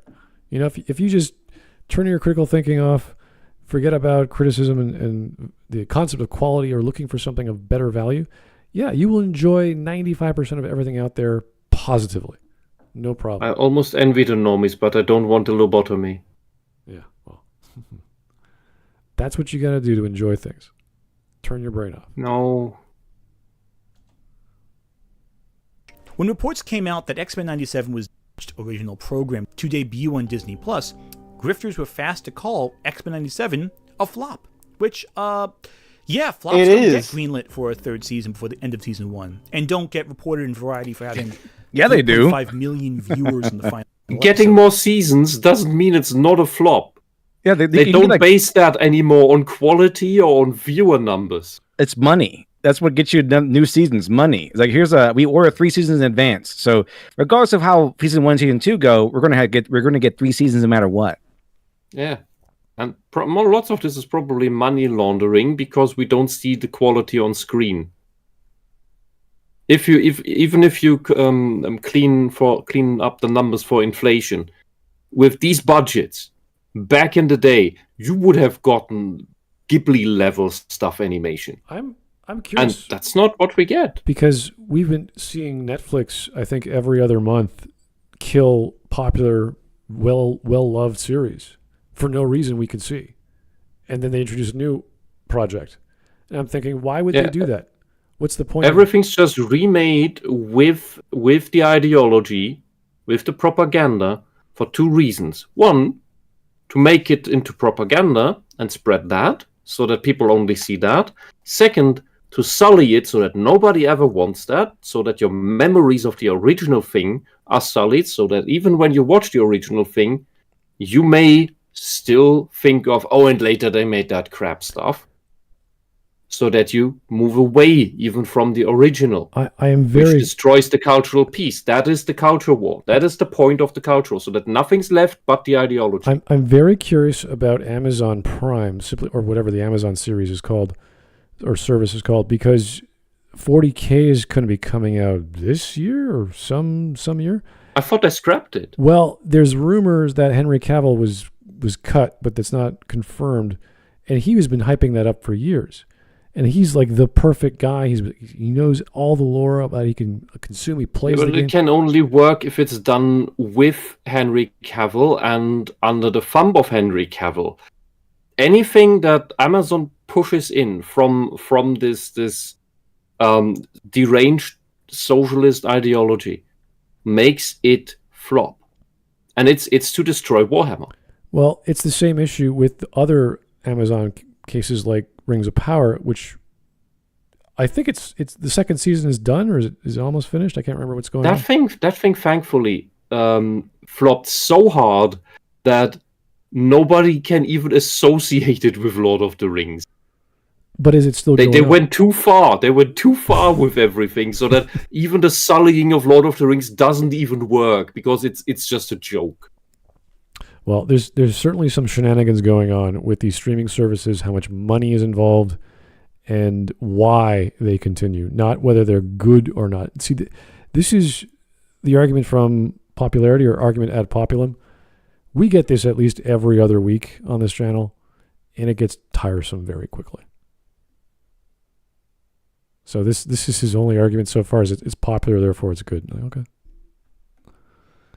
Rising in rank with each subsequent episode. I mean, these people do hate you. If you look at Bo DeMeo, the guy who's the showrunner for the show, he is a person who just really, really wants to tear down this society, put his global homo agenda into everything, and then you better eat it up, consumer, or you're a bigot. The other common tactic from grifters? The past is... Why, that's basically citations. It's paraphrasing. What's wrong about that? They admit it. These people admit that that's what they want to do. Time and time again. So what's grifting here? That we actually want this to happen? And the grift is that we don't want it to happen? We lie about not wanting it to happen? Dude. Perfect. There's a big difference between older Stan Lee Marvel and new corporate-approved Marvel sanitized for a modern audience. Peach has been an established character where she has been a delicate princess for a very long time. There's 60... Yeah, but Shad was wrong about that thing, because she does have the tracksuit for driving a motorcycle. That's been an established thing in Mario Kart for a long, long time. Because Shad doesn't actually care about the law of Mario. He said that in a video. Mumbled it next to the microphone. It was hilarious and sad. Plus years of comics proving this. Stop ruining characters by playing politics. But the right-wing grifters, easy pickings. Simple. Basic. I want to show you that I'm not just letting my political bias show. So let's start talking about Anita Sarkeesian in Lily Orchard. You know what I do like, though? Old shit. Anita Sarkeesian was for years the boogeyman of the internet, releasing fairly mediocre video essays analyzing video games from a feminist perspective. And while her videos do have faults, I don't think it's a good idea to necessarily label them all as bad faith media. But they are. To say they have faults is to describe every single scene she describes. Like everything. And to say it's not bad faith is like, how else would you describe her? She made a ton of money not playing any of the games. Remember that stack of games she's so proud of? Oh, I got all these games. Well, look, I've been gaming since I was a kid, and then it's like somewhere double. I never game anything. And then... Never played the games, never understood the games. Yeah, just complained about the games. We have the videos from a university time where she explained the grift she's going to do. And I'm still looking for, if anyone finds it, send me the link on Discord, please. There was an article back in the day, around the time she started the feminist frequency thing, where she gave a written interview, the interview was written down in text, where she admitted that it is not about feminism, it is actually all about socialism. It's all about pushing socialism. She said that. and I cannot find the interview anymore because there's just so much stuff. Criticisms. Poorly crafted, yes, but from the perspective of someone with minimal experience playing games, it's not necessarily bad faith. Yes, it is. Did you just hear what you said, sir? Bad faith is an objective thing, not a subject. That's like saying I'm a cake critic, but I'm lactose intolerant and I can't eat sugar. That was fantastic. But yeah, so when he criticizes the people that he's not supposed to, and like, oh, let me show you that I'm objective. Well, it's like, well, she didn't know. He's just is so much softer. Yeah, on these people. This is the Hillary, so much softer. This is the Hillary Clinton defense. This is all this is. We're evil, manipulative liars, but she didn't know what she was doing. She had a lapse of judgment. She was stupid for a split second, and then she made a series of videos over the course of 5 years. Yeah, that's great. A lot of her come from someone who just isn't experienced with the medium, doesn't know the experience of female gamers, etc. But why did she get this benefit of the doubt? Didn't she say that like she's been gaming since she was a kid as a lie? I mean, she was caught in that lie. So it's not her not being a gamer excuses all of her bad crap now. She just didn't know. Then why is she reviewing them if she didn't have any knowledge, or she just hasn't really played them that well? I mean, she could have at the very least have played the games. That means he is now admitting that Sarkeesian was a grifter. And she made it all up. The grifter. Basically the one that started all this. And still gets invited to hold talks, gets paid money to peddle all her ideological bullshit. Yeah, I know. She and Zoe Quinn went as far as the UN, but they stopped their bullshit right then and there. I blame Canada. That's okay. Criticisms within Anita Sarkeesian's greater lens that I feel a lot of people, especially on the left, refuse to engage with, primarily because she was a target of so much harassment. But enough times passed, we can actually look at some of her bad faith arguments and address them as bad faith. Take two things into account: her restrictive lens of feminism and her tendency to manipulate the game mechanics to prove a point. The latter point is easier to prove first, so we'll start there. But she's not a liar. Once a person is reduced to the status this of example, object, always. Violence against that object becomes intrinsically permitted. In Hitman, she constantly implies the games encourage players to commit acts of violence in areas where you can voyeur on models. You mean like as a hitman might want to commit an act of violence because you're a hitman? Yeah, she was saying like the videos about like, oh, in this game you're encouraged to kill women and stuff. But of course it turns out that it's not the case. I played all the Hitman games. That's not the case. You're supposed to kill as few people as possible in those games to get a higher score. Yeah. Not a single game in the entire industry where you kill people restricts you in the way Anita described. Not a single one. None. Then invited to explore and exploit those situations during their playthrough. One mission. But doing this is actually counter to the game's mechanics. The game punishes you for taking... Not the mechanics. What are you talking about? For making too much of a scene. The player cannot help but treat these female bodies as things to be acted upon. Did the first game even have scores? I mean, the person who's playing... I played the first one. The person played? You cannot help. The person... Whoever is playing for Anita Sarkeesian cannot help but slaughter women, apparently. You're not supposed to do that in that section. It's just supposed to be you going through a strip club. That's it. The way she operated in these, with the complete fabrications, the complete lies she made up about violence and sex in the games she criticized, it's the exact same mechanics that the Christian moms in the 90s used to get rid of video games and censor them. It's the exact same mechanic. But now the left does it, so it's okay. Because they were designed, constructed, and placed in the environment for that singular purpose. So wanton violence and wasting your time is not to your benefit. Players are meant to derive a perverse pleasure from desecrating the bodies of unsuspecting virtual female characters. Now you desecrate the bodies. But you can do a lot of things in video games. You can have Mario try to give Koopas little forehead kisses in every Mario game, but that doesn't mean it'll end well for you. The problem is, though, that Anita conflates being able to do a thing in a game with the game encouraging you to do said thing. Once a person is reduced to the status of objecthood, How dare you harass Anita Sarkeesian so much with your critique? Because that's basically all she got. violence against that object becomes intrinsically permitted. There's a common theme in her video essays, but I find Yeah, she's a Looney Tune. that less disturbing than how her specific brand of feminism impacts her criticisms. You see, what a lot of people don't realize is that She makes her entire criticism, in quotation marks, solely because she's a feminist. That's the point. She is a culture warrior. The purpose of a culture warrior, which is derived from socialism, which is derived from Antonio Gramsci, who formulated the strategy, is to attack culture and destroy it in the long run, so that there is only the ideology left. That is the point. That's why she attacks it. And that's why she does it through the lens of her ideology. She cannot do it any other way. Because this is her purpose. And that's why in that one interview she admitted back then that it is not about feminism, it is about socialism.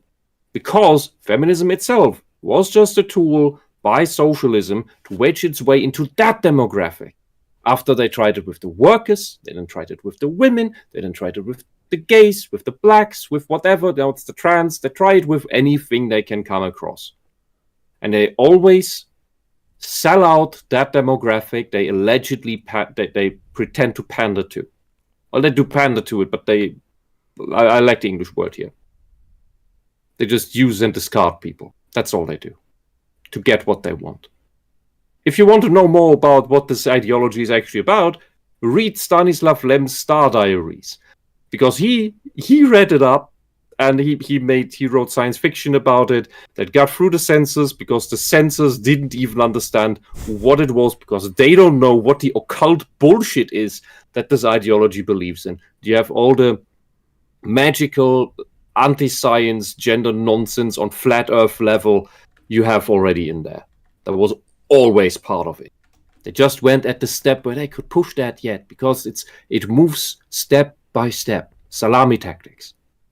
There's no slippery slope. It's salami tactics. It's all on purpose. feminism isn't a singular philosophy, especially if you've listened to right-wing grifters. Yes, it is. Feminism is actually an umbrella term that applies to multiple different subsets of philosophy. Many people know about Please fourth elaborate. wave, third wave feminism. These occur because waves are not the waves, you could say, are these steps. It's always moving further to some new extreme. Like at the end of the third wave, you got, or with the third wave, you got Judith Butler, who started the fourth.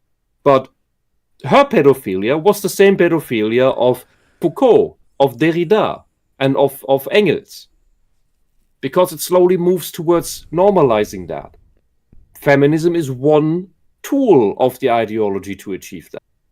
Which is why now Judith Butler recently called women who don't want biological males in their female-only spaces to just stay at home then if they don't want that. Oh, really?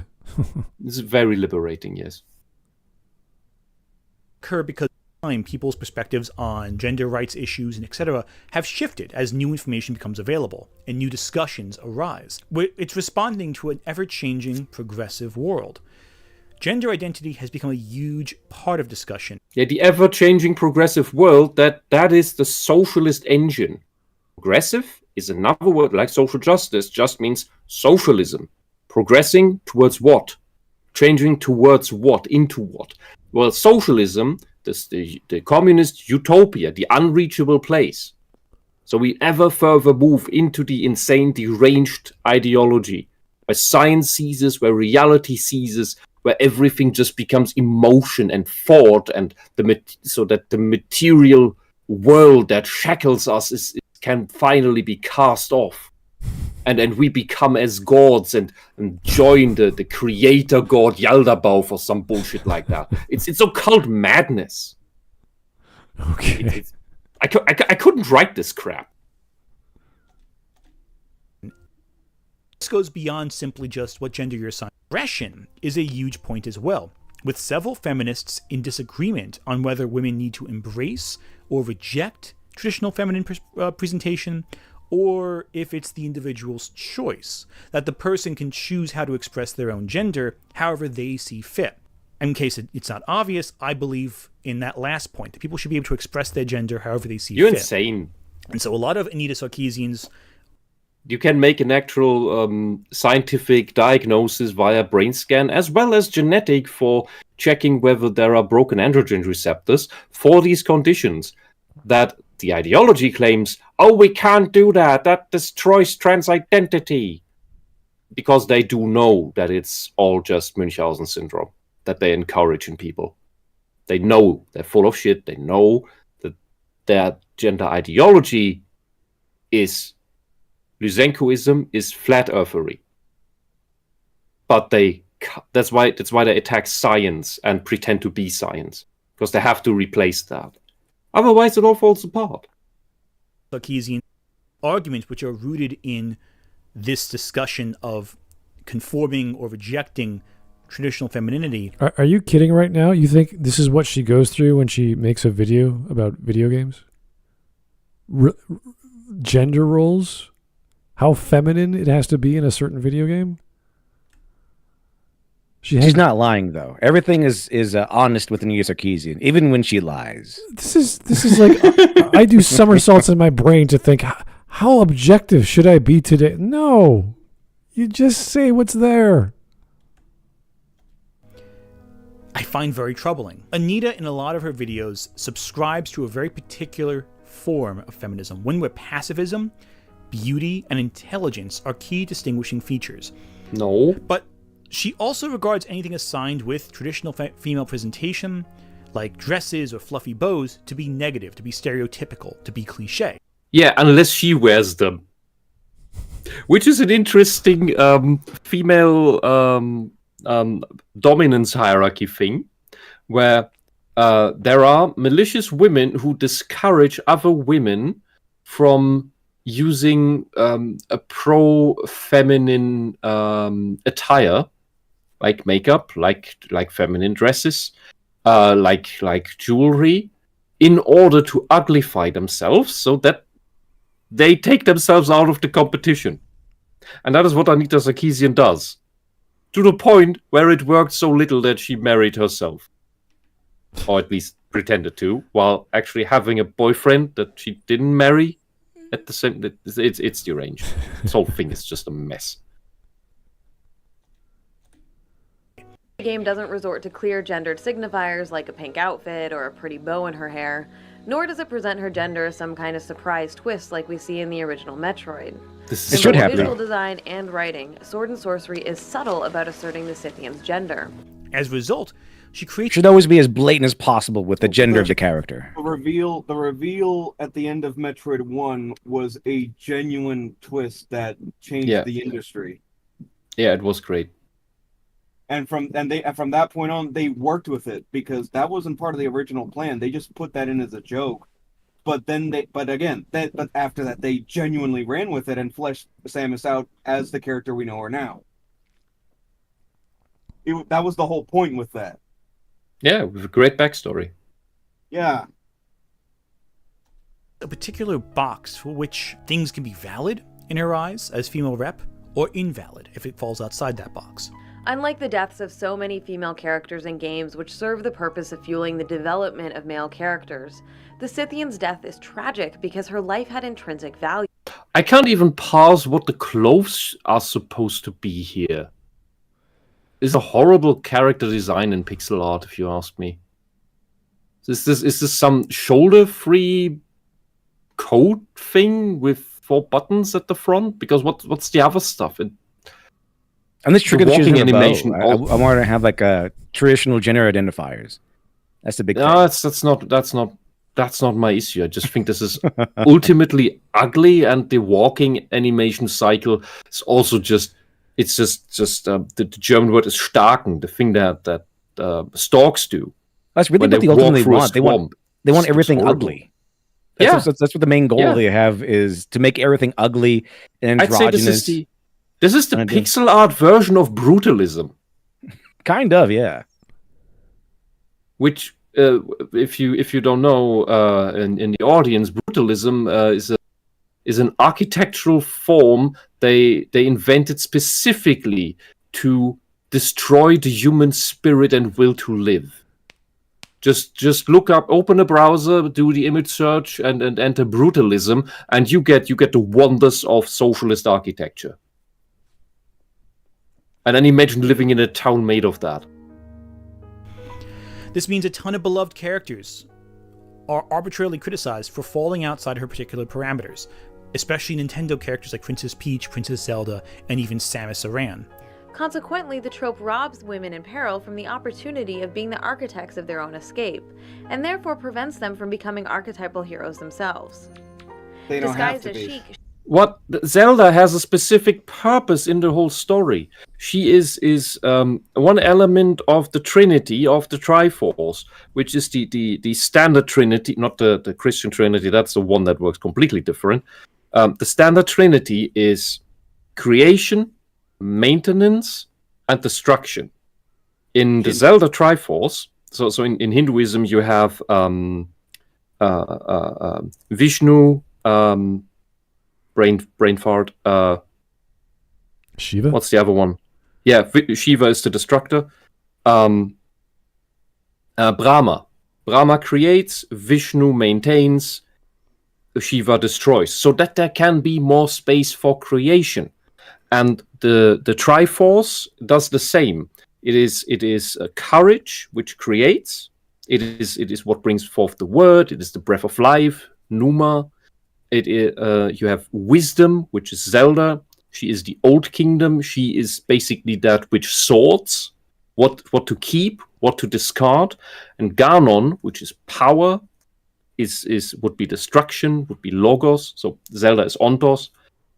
Ganon destroys so that there is more room to create, and that's how you get the cycle. So Zelda cannot be the same type of hero as Link because her whole purpose in the cycle of creation and destruction is a different one.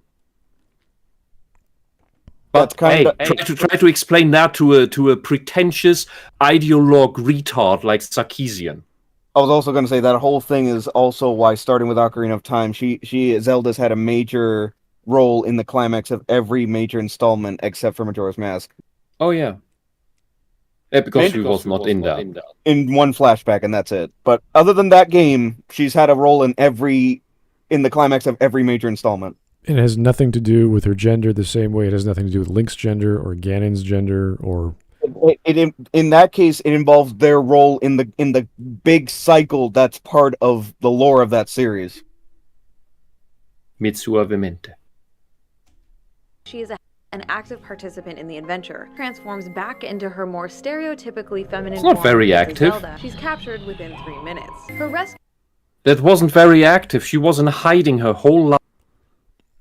She was passive. She was influencing things from the shadows. It was the best she could do. Let's get to see the point that Anthony's trying to make here, because he's really delving into Anita here. then becomes central to the end of Link's quest. Once in a while, she might be given the opportunity to have a slightly more active role in facilitating the hero's quest, typically by opening doors, giving hints, power-ups, and other helpful items. Which is frankly the same thing a lot of right-wing grifters do with their arguments, that they have a very specific box as to what they deem acceptable, and if it falls outside that box, it is seen as bad. The only difference is Anita is doing this from a leftist perspective. No, dude. You're only the leftists do it. We're talking about criteria. No. He is right in so far that there are right wing, but they are not grifters. They're ideologues like Sarkeesian, but there are the ideologues who do it grift like Sarkeesian, and there are the ideologues who are complete fanatics like the Christian moms. The Christian moms weren't grifters. They were completely convinced that all of this thing turns children into maniacs because they themselves could not distinguish between reality and fiction. And then just like many SJWs can't. But unlike the SJWs, when the Christian moms were shown the actual evidence for why all that was false, they dropped it Well, there's not really, not all. There's plenty. And No, politics I know. love Okay, to run okay, with it okay, because fair. they could push authoritarian Fair, crap. fair. Not all. No, okay, fair. Yeah, but the I meant idea to say that not all of them, but a lot of them did. In Germany, this went on into the 2000s. Yeah. The idea that a video game critic has the same, I don't know, whatever structure he's referring to that Anita's using is just false. We are using things based off quality or a understanding of quality of a certain genre. So we can talk to Under the Mayo and his appreciation for Resident Evil games, and he's going to use his experience of Resident Evil games to evaluate one game like that in the same genre of survival horror. So no, we're not doing the same things. We would not applying a lens like a feminist lens is possible. It's just really useless in certain games or certain stories because it doesn't belong there. An ideological lens basically always makes you wrong. It's not an excuse that he used the lens, so that's the Right, excuse. That's okay. But the way the goal, the real goal of an honest critic is to discard all lenses and seek that objective measurement. That doesn't mean that you will reach it, but it's the aim you need to have. That's fine, but if you want to use a certain lens for a certain reason, like feminism, you are going to use that lens in whatever Zelda game and go, look how strong and powerful Zelda is in certain scenarios, and look how she gets captured. Why is that important to the narrative? What does that mean? That's why you use a certain lens. You don't. I always make this argument. It's never a filter. It's just a lens. You're just zooming in on that one element. You're not filtering out all the other because you're dissipating the whole point. So there's nothing wrong with using a lens, bringing out something which normally you wouldn't see, because that's the point. You don't put an ideology as a filter. So there's a difference of what this guy's trying to explain. And yes, Sarkeesian's using the wrong method. But that's not what other people mostly that I see on YouTube are doing when they criticize gameplay, mechanics, or storytelling. Yeah, and people like Sarkeesian, since they don't actually look into the stuff and don't actually play the stuff, generously skim over other characters like Impa, Naburu, and what's the third one? 3 is always good. Because those are very impactful and very powerful female characters just in Ocarina of Time alone. No mention of them. Oh, they're just side characters. They're not the main character, so they don't count. That's usually how it goes. They're in that case, they are very tightly integrated into the plot. There's no way to ignore that. But it's not Zelda. All right, let's keep going. Where the right-wing grifters are doing from a right-wing perspective. But it's the same problem. It's the same faulty argument, just applied through different political lenses. Example. And the end result is the same. Can you give an Rather example than as strong engage as with the media in Sarkeesian? question, both apply a restrictive limitation to what is and isn't good, which ignores a lot of the statements made by audience members of a certain particular type of media. Okay, he just used the word good, which is a very loaded generic term. Good what? Good as an overall sense of quality? Good in the sense of using a lens of feminism, saying this is good or bad feminism? Good what? He is just smashing through all these perceived balances like, oh, well, the right wing do it too. No example, but yet they know what's good by using a lens which is positive or potentially negative, so therefore the things they don't say make it good if they say negative stuff, like Anita. Like, this is bizarre. Maybe a few more tangents would have helped him out a little bit. This is so stupid. Evidence, actual examples. Yeah, let me attack Anita so that I can go back to attacking the right wing grifters with no examples. And now he wants to have an argument on quality while using a lens. It's like Anita Sarkeesian did this, but it's okay because she's a woman. I mean, she didn't know what she was doing. But the right wing grifters do the exact same thing, and they know exactly what they're doing. They're all evil. Like, are the right wing grifters in the room with us right now? Anthony Gramuglia. Can you imagine doing a criticism of, was it Ocarina of Time or whatever she did, and then asking a right wing grifter, I don't know, whatever those would be, to say, can you do the same or do a criticism of the same game and see how that turns out? and you think they're going to be the same, arguing the same points? Of course not.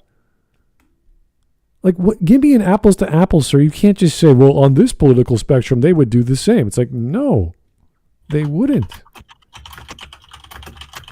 They may find certain characters empowering, like Bayonetta, who were criticized by Anita Sarkeesian when they first came around. Now they're regarded as a beloved icon of video games, but Anita Sarkeesian argued that Bayonetta was sexist. Now they This ignores the opinion of... now they criticize Bayonetta for not being lesbian. Because she dared marry Luca, yes. Why do I forget all the names now? It's insane. Who found her empowering, and a lot of lesbians who wanted to, who felt very attracted to Bayonetta. Because can you blame them? Or bisexuals, for that matter. The point is. Yeah, which again defeats the whole point of desexualizing women and making them all ugly. Also, you can't say that. He's a man. That's heterosexuality. That's forbidden. Can't do that. This particular lens of feminism was deemed as the authentic statement. Outside of that, nothing counted. No, what he doesn't understand about feminism and every other Hydra head of socialism is that it is like a childish liar, which is equal to a narcissist. Is that it always changes the point, always changes the opinion from sentence to sentence to win in the moment, to get what it wants in the moment. There is no consistency in the dogma because the next thing needs to be achieved. More needs to be gained. And therefore, it constantly changes. That is the constant change of progressivism. That is a siege cult in Warhammer terms, if you will. That's why it drives people insane. Ignoring the voices of women to prop up your own feminism. Interesting take. The difference here is that, unlike a lot of grifters, Anita doesn't waste your time. She gets right to the point, which means her points hit my ass because you're not falling asleep while watching videos. This also means right-wing grifters can easily understand her. I like he generalizes it like, oh yeah, you're not falling asleep. Like, you didn't fall asleep. You find it interesting because it's nonsense. It's like, as long as it's short and to the point and doesn't really have to give you, because he just mentioned that her videos have very little substance, but as long as they're short, it's fine. It's like the Mahler thing where like they say his videos are way too long. That's mean it's bad. It can't be longer than the movie you're critiquing. That's silly. It's like that same argument. She's good because she's more efficient with time. Are you kidding? What kind of...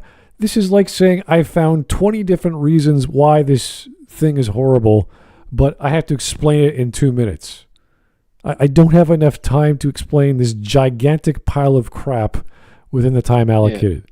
That's silly.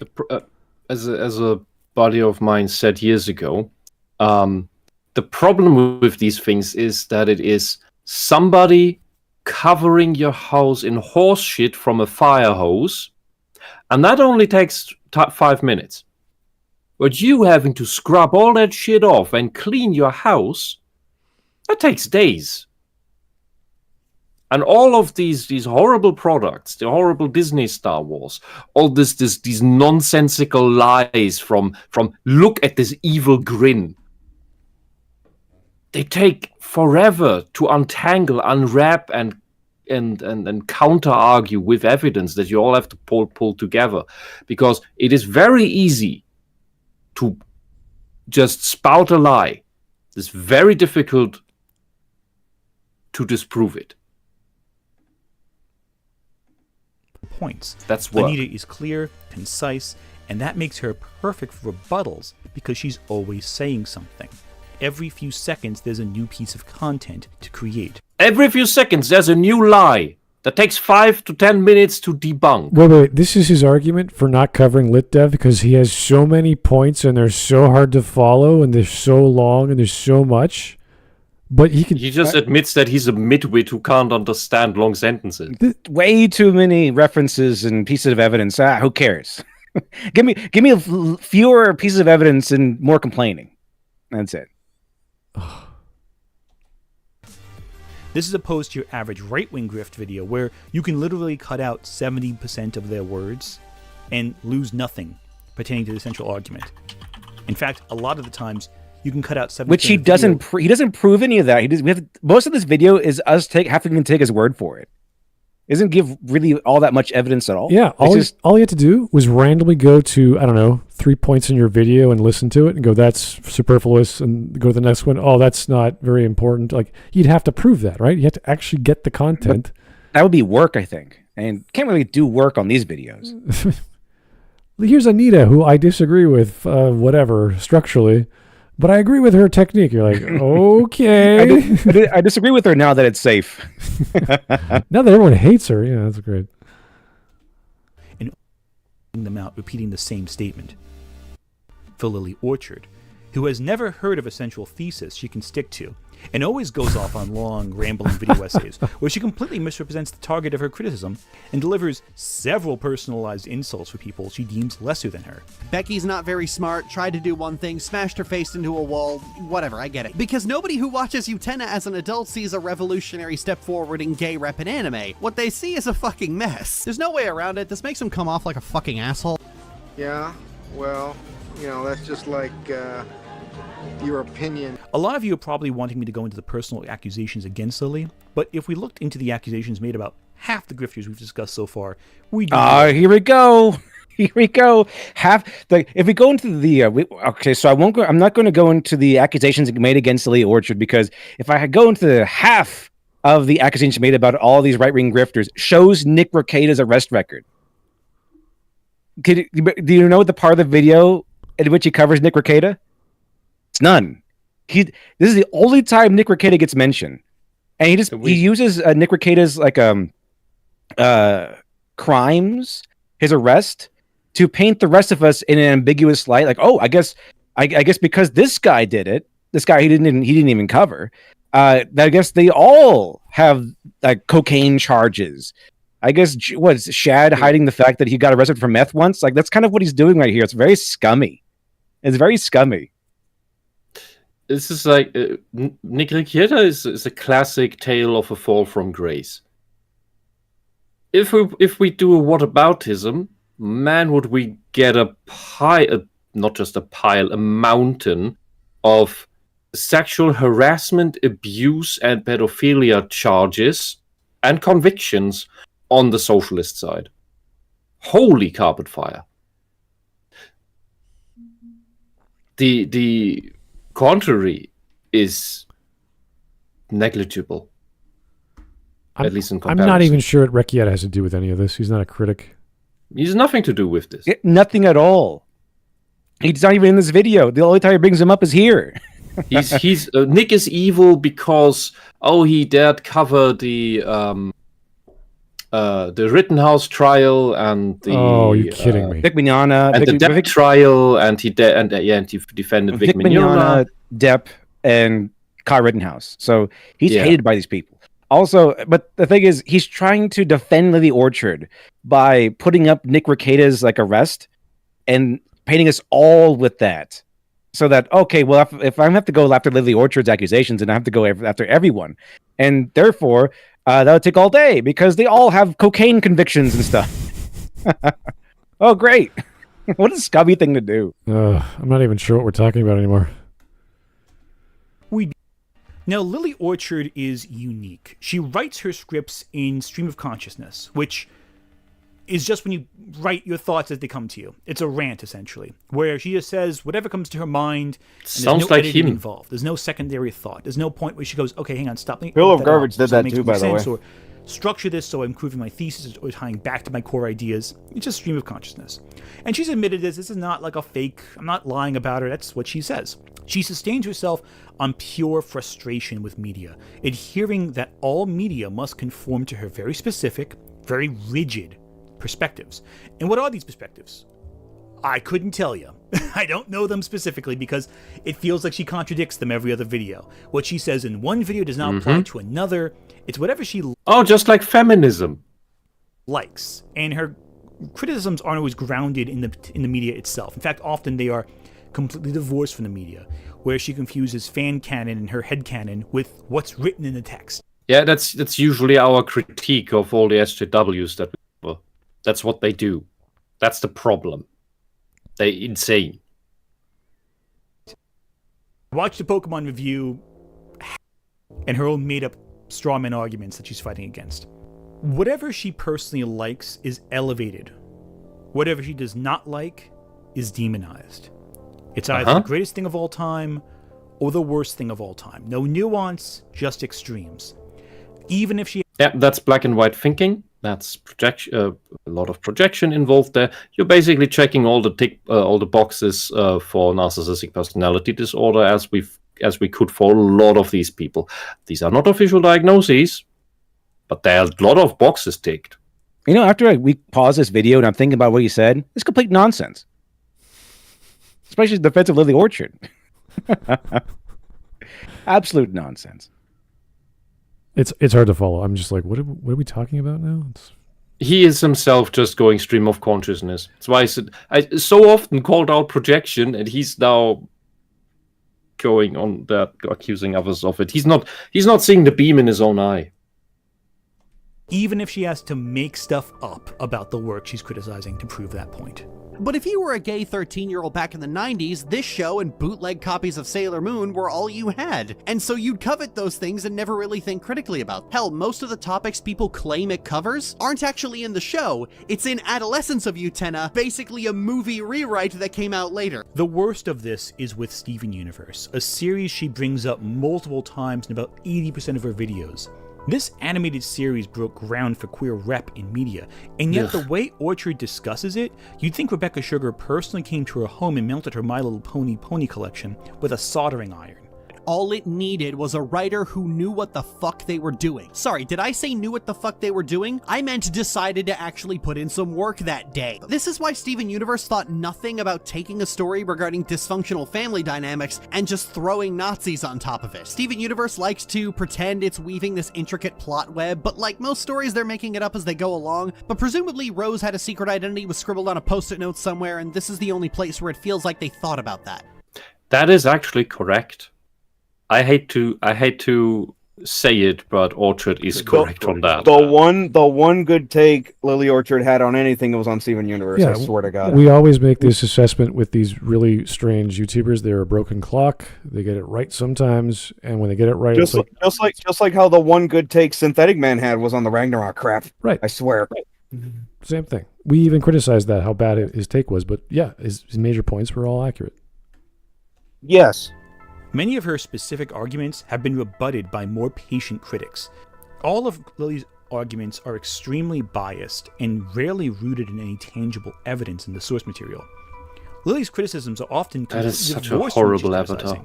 She sometimes has to make things up herself. Lily doesn't even bother. She knows her word is enough to convince her audience if she says it confidently enough, regardless of how many of her ideas break down after a few seconds of thought.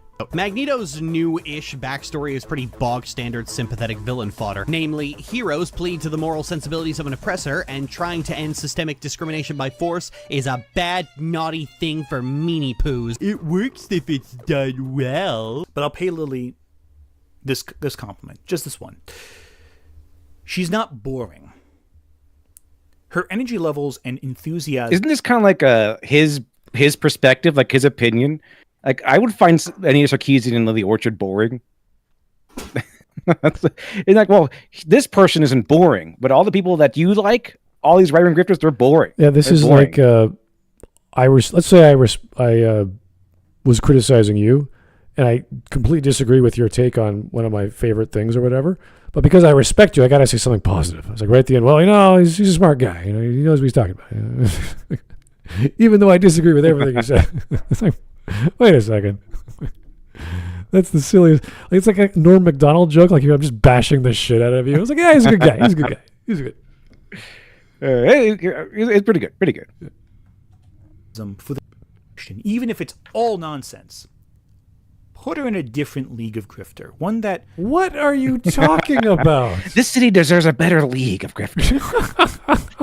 It's absolute crazy. She's in a world of her own. It's like, okay. Will we get a coverage of Vosh and Destiny too? Oh my, no. Probably the shrine. Destiny maybe. Vosh is blacklisted. No, not that we'll cover Energized them. reactions from critics like myself and her fans. Most right-wing grifters, they blur together. Example. I can show you. I've shown you clips from multiple grifters. Example. Can you tell them apart if you didn't know the context? If I didn't tell you who's who? Who? Probably not. But Lily, when you see her, Everyone is literally distinct and different. Like I'm not going to watch Eric July and think, was that as I just watched? Like it's very different. Like their styles, when they talk about how they speak, they're very unique. They're all very unique. You know what's not unique? Soy Boy Themes Bros. They all speak the same way. They all have the same exact opinions. They all say them the exact same way as well. Remember the times we still covered Mr. Northern South Korea, Renegade Cut, and Tabernacle, and I constantly mixed the two up. Even in this video, he had some people come in and like, was that him? Is that him still? No, it's a different guy. Yeah, and then you have Jason Unruhe, which we never covered, I think. We did that on Sisyphus Experience. And it's the same thing. That's like the same person. Because it's all the same damn format. And it's the same mind. It's the same ideology, it's the same mind, it's just garbled nonsense. It's just from another reality. That is quite literally the entire reason why they call it the woke mind virus. That is why. Mm-hmm. And you hear her voice, you know exactly who she is, where she's coming from, and what her perspectives are, even if they're nonsense. Because she is so... I'm sorry. How do I define or figure out the mind of someone who's filled with nonsense, aside from saying it's nonsense? I know exactly where this crazy person's coming from. I was like, no, I don't. It's crazy. It's random. It's insane. It's emotional. How could... The only difference is that Sarkeesian put on a pseudo-professional veneer, but it's the same insanity. Well, with Sarkeesian, at least you know what she's going to say. Like before she says, oh, this is a woman, she's not empowered enough, blah, blah, blah, men are bad. She should be able to break out of her own chains or some nonsense. It's just lower energy with a professional veneer. Yeah, with Lily Orchard, that's the difference, but the insanity and nonsense is the same. Well, it's still going to be crazy random. So how do you make sense of that? And to say, oh, this is going to be good. This is going to be a great, crazy person. It's like, Stink the voice. You can't help but notice her. And I think that's why she's had so much success as a bad media critic as opposed to other bad media critics. Look at her amount of followers. Compare that to, say, Eric July. Look at July's most popular video on his channel. Now compare that to Lily's most popular video. And this is the thing, like, okay, because you have a video that is way more popular, got way more numbers than any of these guys, that must mean you win. You're the king of the mountain.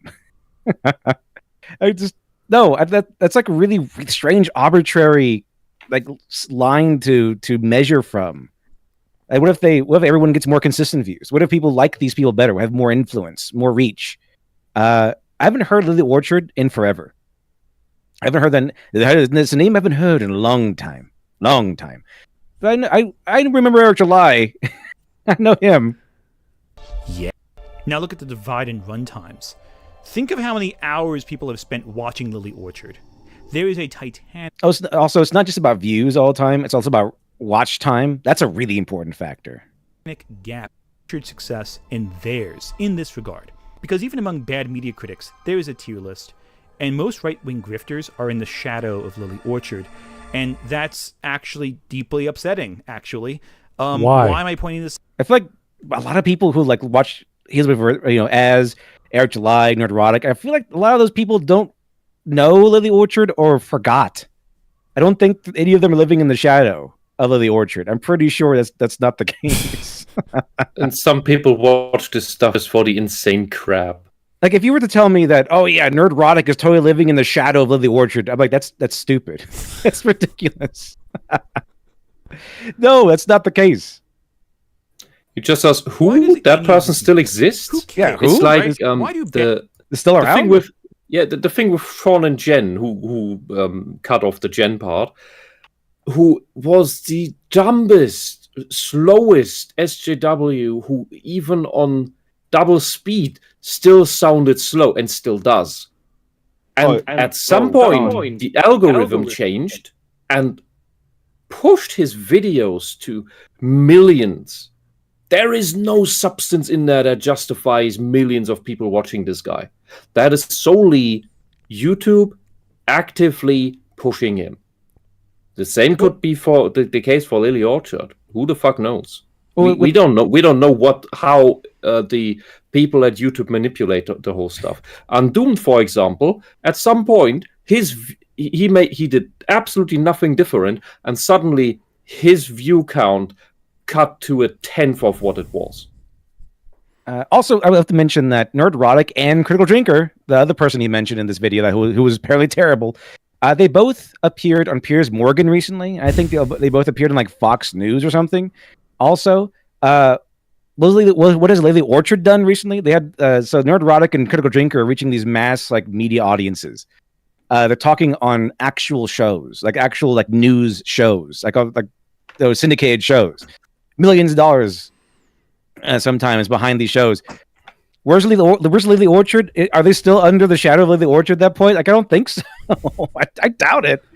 What has Lily Orchard done recently? This is Anthony's own arbitrary criteria for what is a grifter. I don't know what his criteria is actually. So it's just his weird rating system. It's like I like them versus I don't like them. That's the criteria. I guess. And he's flailing and trying so hard to find some sort of objective critique, some sort of objective line he's measuring by, but it's so weak and so transparent. All right, here is a super chat from Mr. Thread. Not again, thank you, sir. I couldn't tell whether it was Lily Orchard or Anthony Gargamel reading Lily Orchard's words. Well, Lily, a heart, and Anthony is the person with the brain. I don't know. There's something. Oh God. There's something. Again, Lily Orchard's dark, shriveled up, evil, sadistic heart. I will. It's like despite all the issues with Lily Orchard, which yes, she deserves all the flack she gets. But the one good take, I'll say it again, the one good take she ever had was the Steven Universe video she did.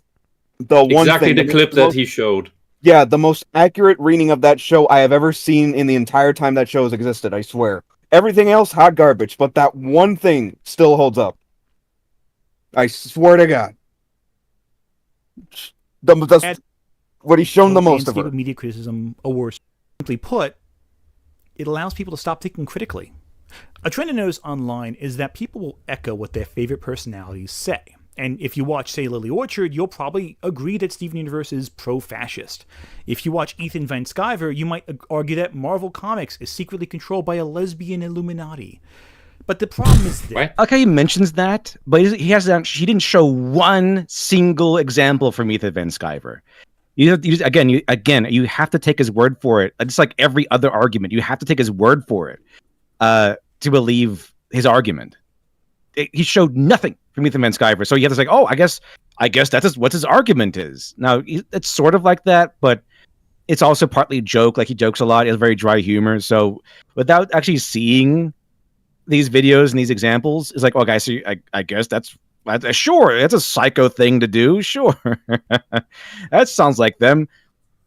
So it's like this whole thing is very dishonest. This whole video is very dishonest. It's either here's a small clip. Let me misrepresent it.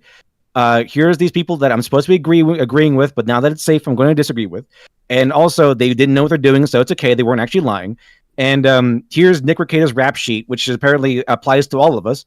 Here's CinemaSins, which we all are apparently, and they've been caught lying, even though the lies are a mistake and an innocent question.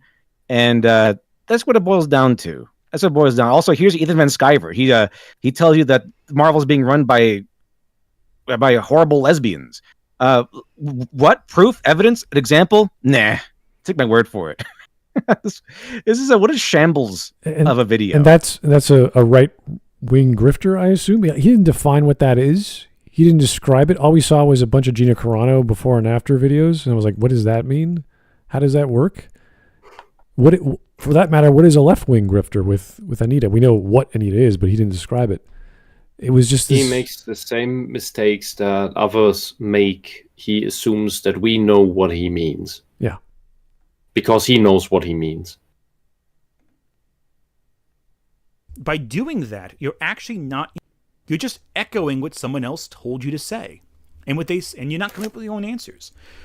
And if those answers you're echoing are based off faulty logic, that means you're not even engaging with anything anymore beyond their perspective.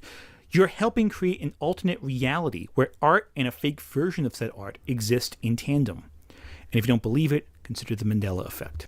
There's a trend among audiences to create fake quotes from movies without intending it. For example, Darth Vader never says, "Luke, I am your father." He says, "No, I am your father." A small detail, right? What about that scene in 2001, The Space Odyssey? Wasn't that actually in one of the special editions where that was the line for a while? No idea. Where he says, "Luke."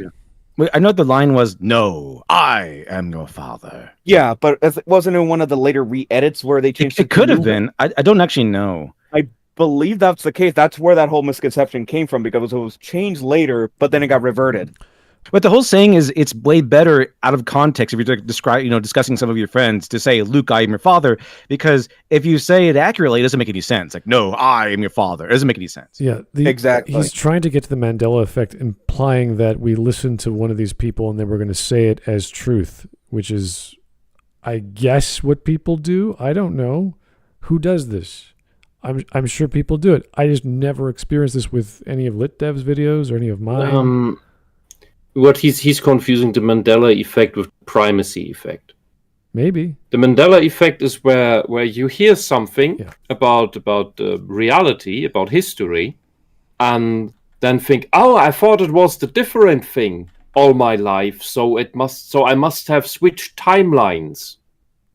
Basically, bullshit like that.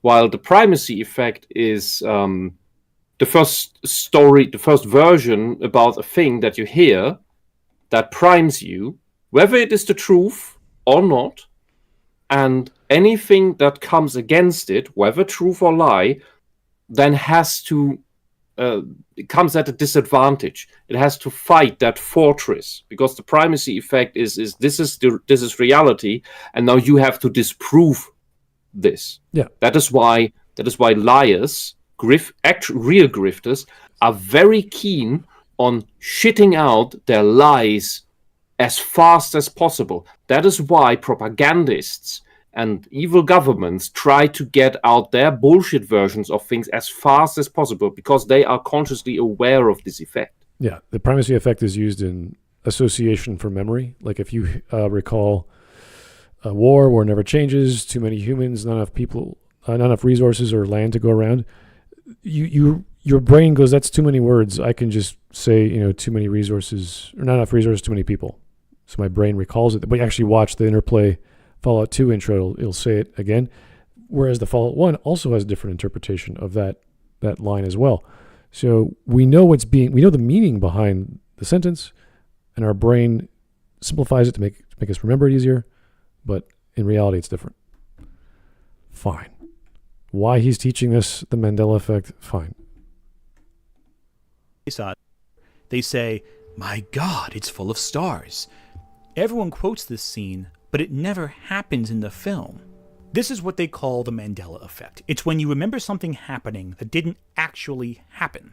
Bad movie criticism and bad media criticism is speeding up the Mandela effect. No, are you okay. When someone has an opinion on a piece of media, that's their opinion, and you can like that opinion. If they misquote said whatever that they like or dislike, then yes, they could be using the Mandela effect on yourself. But you do not use this in some sort of teaching method that your teacher may have arbitrarily given you a different opinion that you might have had, or if you've never watched the piece of media that you might have changed your mind about. So I don't think this is what is happening, sir. If anything, it would be just a flat-out mistake, not the Mandela effect. Yeah, this is okay. I talk about primary sources all the time, and the argument we had with EFAP, and specifically with Rags, because Rags never played Ragnarok, right?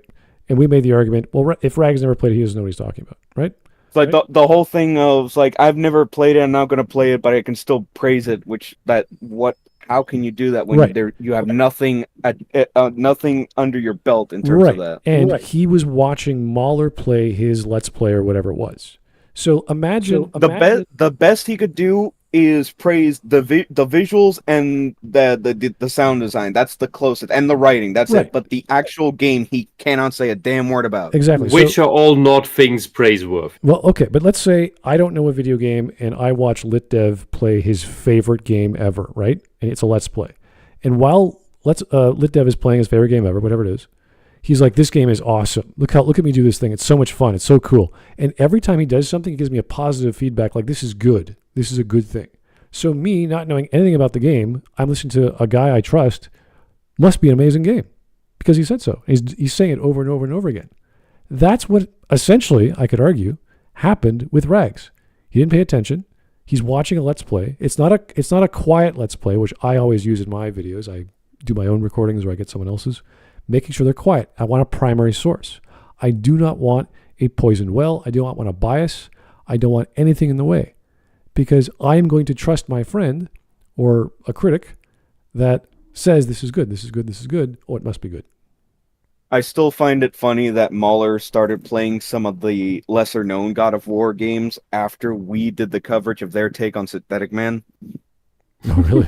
It's like it lines up. Yeah, he started playing Chains of Olympus, right? Oh. Like after we did our coverage, which is one of the games that we brought up in terms of Kratos' character and how they changed it for the worse in the reboot. Yeah, that was the one with his daughter, I believe, right? Yeah, at the end, yeah. Yeah. The big sacrifice of like, better to leave her in Elysium than to have her wiped from existence altogether. That's the big sacrifice in that game for him. Even just his conversations with Pandora show that he is way more complex and intelligent of a character than Mahler painted him. Yeah, so this is not the Mandela effect. You could call it the primacy effect, kind of, but it more has to do with, I trust this person, they're saying X, I don't know any better, I'll go with X. This happens all the time, whether you're an older woman listening to your other older women talk about politics that are just completely stupid about the world or ignorant or old in their ways. I deal with these people all the time on my street. I live in Toronto, guys. It's pretty crazy. So it doesn't matter if it's federal politics or provincial or even municipal. It's all the same. So maybe this gentleman hasn't talked to many people in that regard, but this is not a psychological quandary. It's not some difficult thing to figure out. Yeah, again, it would just be at worst a flat out mistake due to not having the correct information rather than it being the Mandela effect. Okay, we got 2 minutes and a bit left. We're almost done. Third level. If you see a bad movie critic misinterpret something online enough times, and those bad critics echo each other, knowing that it's successful in the algorithm. Example. You'll think art did something that didn't actually happen. Which? You believe their lie, and never return to the media in question. No, look, the strange thing is, when I saw that Critical Drinker was lying about things not being woke, that I saw being woke, I stopped watching Critical Drinker. The same with EFA. Fuck off. And yes, there are a lot of people who do ignore that because they are not thinking. They're just listening and watching funny things on screen move around. They're dangling keys. They have their parasocial relationships, and therefore their online friends that are not real friends can't be wrong. It's the same thing as with boy bands that teenage girls throw their underwear onto the stage for. Yeah, they can't be wrong in their eyes. Doesn't mean that everyone's that dumb. Double check. And you go. Double check. And then you echo those wrong beliefs, and more people will believe you. And ultimately, this... So is he talking to us who like right-wing grifters, and we just stupidly listen to everything they say and nod our heads? Who are you talking to, sir? You? Left-wing grifters? Like, what is going on here? Who are you addressing? from the art that you supposedly love. And that kind of fucking sucks, doesn't it? This is made all the worse because often bad movie criticism paints a target on real people, spreading lies about... What? No, that's your projection talking again. Who am I? That's your side. That's your side that does that, asshole. What real person are we attacking? What are you talking about?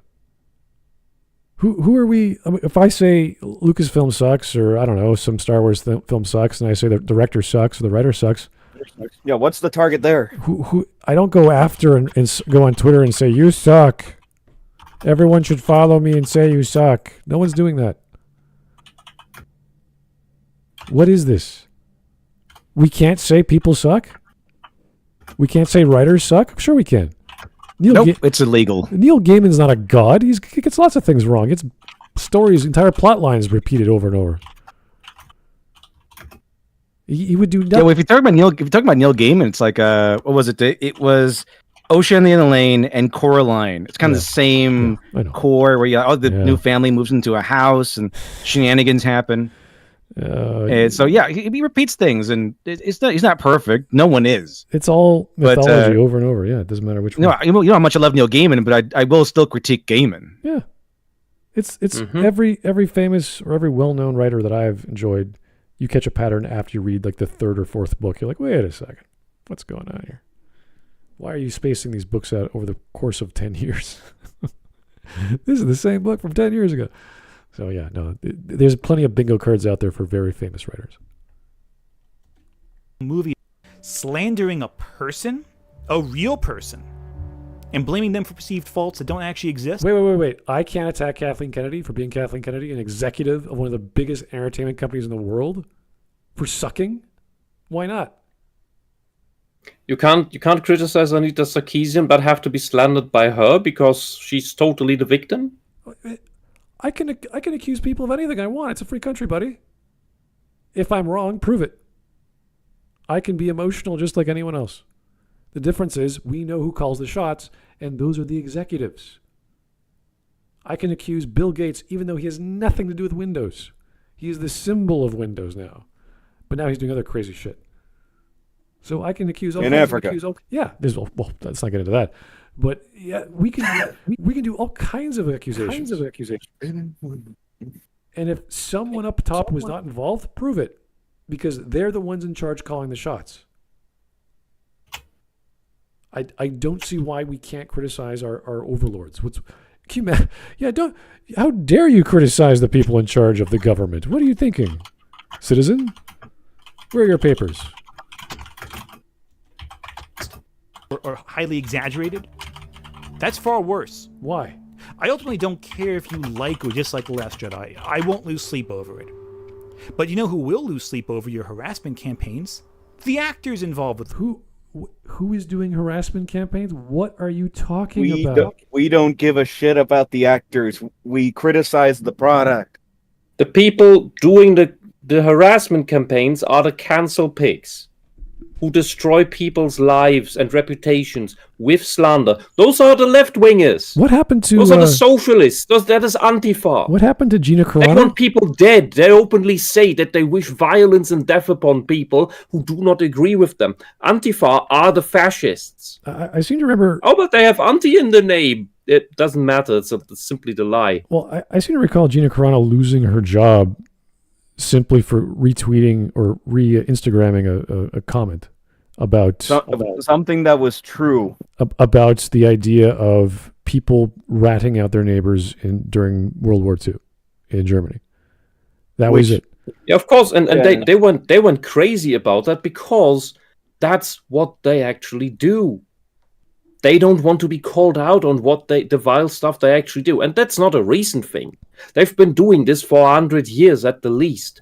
And if you want to go, since we mentioned Aristotle before, he describes that in his Politics, in the last book, about how the so-called people's government works and how to maintain tyranny in general, is to do exactly all the things that the left is doing right now, including all of this harassment, destruction, slander, lying about people, spying on people, the destruction of privacy, disarming the people, all of these things. Well, I'm trying to remember what happened to Kelly Marie Tran and any evidence that she was attacked in some smear campaign on Instagram or wherever.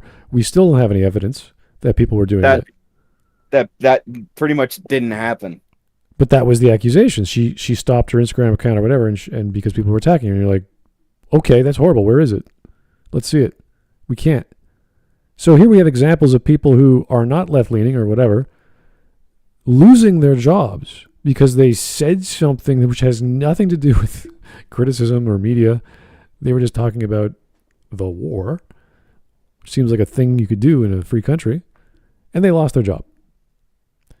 If it comes to people being attacked on social media, there's always the block button. There's always going protected. There's always turning off your phone. This is not a problem. This happens to many of us. This happened to me several times. It does not. Who cares? People will jump on people for all sorts of silly reasons. The crew who have been targeted for harassment. That's screwed No, they up, weren't. man. Especially when bad movie criticism is combined with conspiracy theory paranoia, where you blame Daisy Ridley or Kelly Marie Tran for some greater evil in the film industry. No, that was a lie put out. That was a forward lie put out by the left as a straw man in order to paint the critics of the character Rose Tico that she played as attacking the actress, which they didn't. Because otherwise the left would have to engage with the fact that this is horribly written. And they already pulled this back with Jake Lloyd and Ahmed Best, saying that it was the fans that were attacking them. So, no. We've been through this before. Wasn't it proven that they were actually the leftist type people who actually went after Kelly Marie Tran and drove her off? Like some Twitter psychos, not really like our people or anything. It's very odd because if someone makes a video criticizing Kelly Marie Tran, that's just a video saying, I don't like her acting, I don't like her part in the story. No one in their right mind on YouTube would ever say, let's go to her social media and attack the actor because first off, that video would get taken down. Secondly, it's always a joke whenever we've seen it, except in that one case, it was Synthetic Man or something like that. Someone did it as like a ha-ha sort of not really joke, that passive-aggressive tone. I can't remember who. But no one would actively do that. So is this guy just bitching about his favorite actress or whatever, getting a little bit of heat from social media? Well, there were fandoms that drove actual creators in franchises to suicide. That happened in the Steven Universe thing. Interesting. But that's a left-wing thing. Well, I remember the thing with Zammy, but she didn't end up killing herself. She was close, though. There were several cases. Yeah, I just remember that one in that case. Which makes they didn't die, which makes it even worse that there's more than one. Holy shit! Yeah. Because that's the modus operandi of vile cluster B dark tetrad people. They're just plain deranged and evil. I mean, again, the piss score thing that was brought up like 2 weeks ago in the part 1 of this, where he named the people that drove him to it as well. Mm-hmm. Chat said that he worked for Polygon or does work for Polygon. Yeah, and CBR. And Anthony, he does. He has some really bad takes. But this is so silly. Like we went from, okay, I don't like these critics to like they're causing people to attack people on social media. I'm like, really? Examples, please. Well, they're not the ones doing it. If you want to say critics are bad because they caused this, then sure. But this is like the last 2 minutes of your video, buddy. This is like, I don't think he planned this out at all. I think this is like, let's talk about, real world things that could happen to people. He knows he's talking bullshit because he would just show it, but there's nothing to show. But stream of consciousness is bad. He wouldn't do that. So we must assume that he scripted this. No, evidence. The power of evidence. Cruel, man. The danger with bad media criticism is that eventually it bleeds into real-life conspiracy theories. No, it doesn't. Which can hurt actual people. It's all How? part of the greater pipeline that exists on the internet. The paranoia, the clicking on videos that you agree with, and getting more extreme stuff, and more extreme stuff, and more extreme stuff, until you're no longer living in reality. Okay, what is this? What is He's projecting what the socialists do to radicalize the young people, so that they go on making Molotov cocktails and throwing stones and bottles at the next useless, pointless demonstration that only exists in order to cause chaos and havoc. When I talk to friends about the jokes that we make about BioWare, it's a joke. It's like, what are they really doing in those offices? Oh, they're eating all those cupcakes they gave away to charity. It's like, no, they're probably running around the building looking for a writer. Like, we just make all these silly jokes. We don't actually accuse Casey Hudson of like flying his plane into a mountain and getting inspired to make the design for Anthem. Like, we don't, like, it's just fun. We're trying to have a fun joke at the expense of these creators who have made crap and how they. Hell, when we did the first half of this videos, like Anthony specifically took issue with us making fun of the fact that he looks like Neuralities. Oh, really? It's just, He tweeted out. He takes no issue. He has no critique of that pedophile. Well, thankfully, Neuralities has stopped producing videos the past 2 years. So. Oh, when did that happen? 2 years ago. Anyway. Well, I mean, was there an event that caused that? No, we have no idea. Anyway, almost done. Voiced existence outside of the lives in. I find that ironic for him to say, but I like the music in the background. It's all ominous. Like he's making the most deep point ever. Oh God! Yeah, he is just about the wrong people. We gotta apply the 2-minute rule to these videos now. At the end of we've been pausing it so much. He says the craziest shit. Every person we cover, the last 2 minutes are always the craziest, and this is no example or exception. No exception. Yeah. A less safe place. a safe place? More projection. Oh God! Unsafe? How? How is this unsafe? Because you don't like our opinions or our not even opinions. Sometimes it's just like research. Like it's research and objective conclusions. Because you don't like the way we disagree with movies, and it's not all about feelings, and we don't like bad structure of the narratives. We go after plot holes and things that are objectively wrong with the story. It's unsafe. That's how. I wonder what context. None of this video has given us any evidence that anyone is put in any danger because of our words. Come on. He also discarded the feminist lens and said that's not a useful thing. So what is even left? How do you do anything now? Well, can you imagine? I make a video to criticize whatever I think is garbage. But then I say, but I want this to be a safe video space so that you can leave your comment and everyone it's like, what are you talking about, sir? What is a safe space online and social media? There is no such thing. It doesn't exist. Well, I can tell you what a safe university library is, because in Bremen, the left-wing student council removed 1984 for the emotional well-being of the students. Oh, okay. Yeah, the students that want to cause the very thing that the book warns about. Well, what a coincidence! I'm getting a lot of left-leaning stupid vibes, like, oh, we want people to get along. It's like, dude, let's argue. Sit down. I'll have a safe argument. Everyone will be very friendly. We'll have a moderator, and we'll talk about all your horrible ideas. And you could. Very friendly, kind, nice ideas that no one's going to ever attack in a violent way, if that's even a thing and with words. And we can sit down and talk about what you think about right-wing grifters and give me examples. We can go to time indexes and we can listen to LitDev. We can call him on later when he's not busy, and we can have all this wonderful discussion.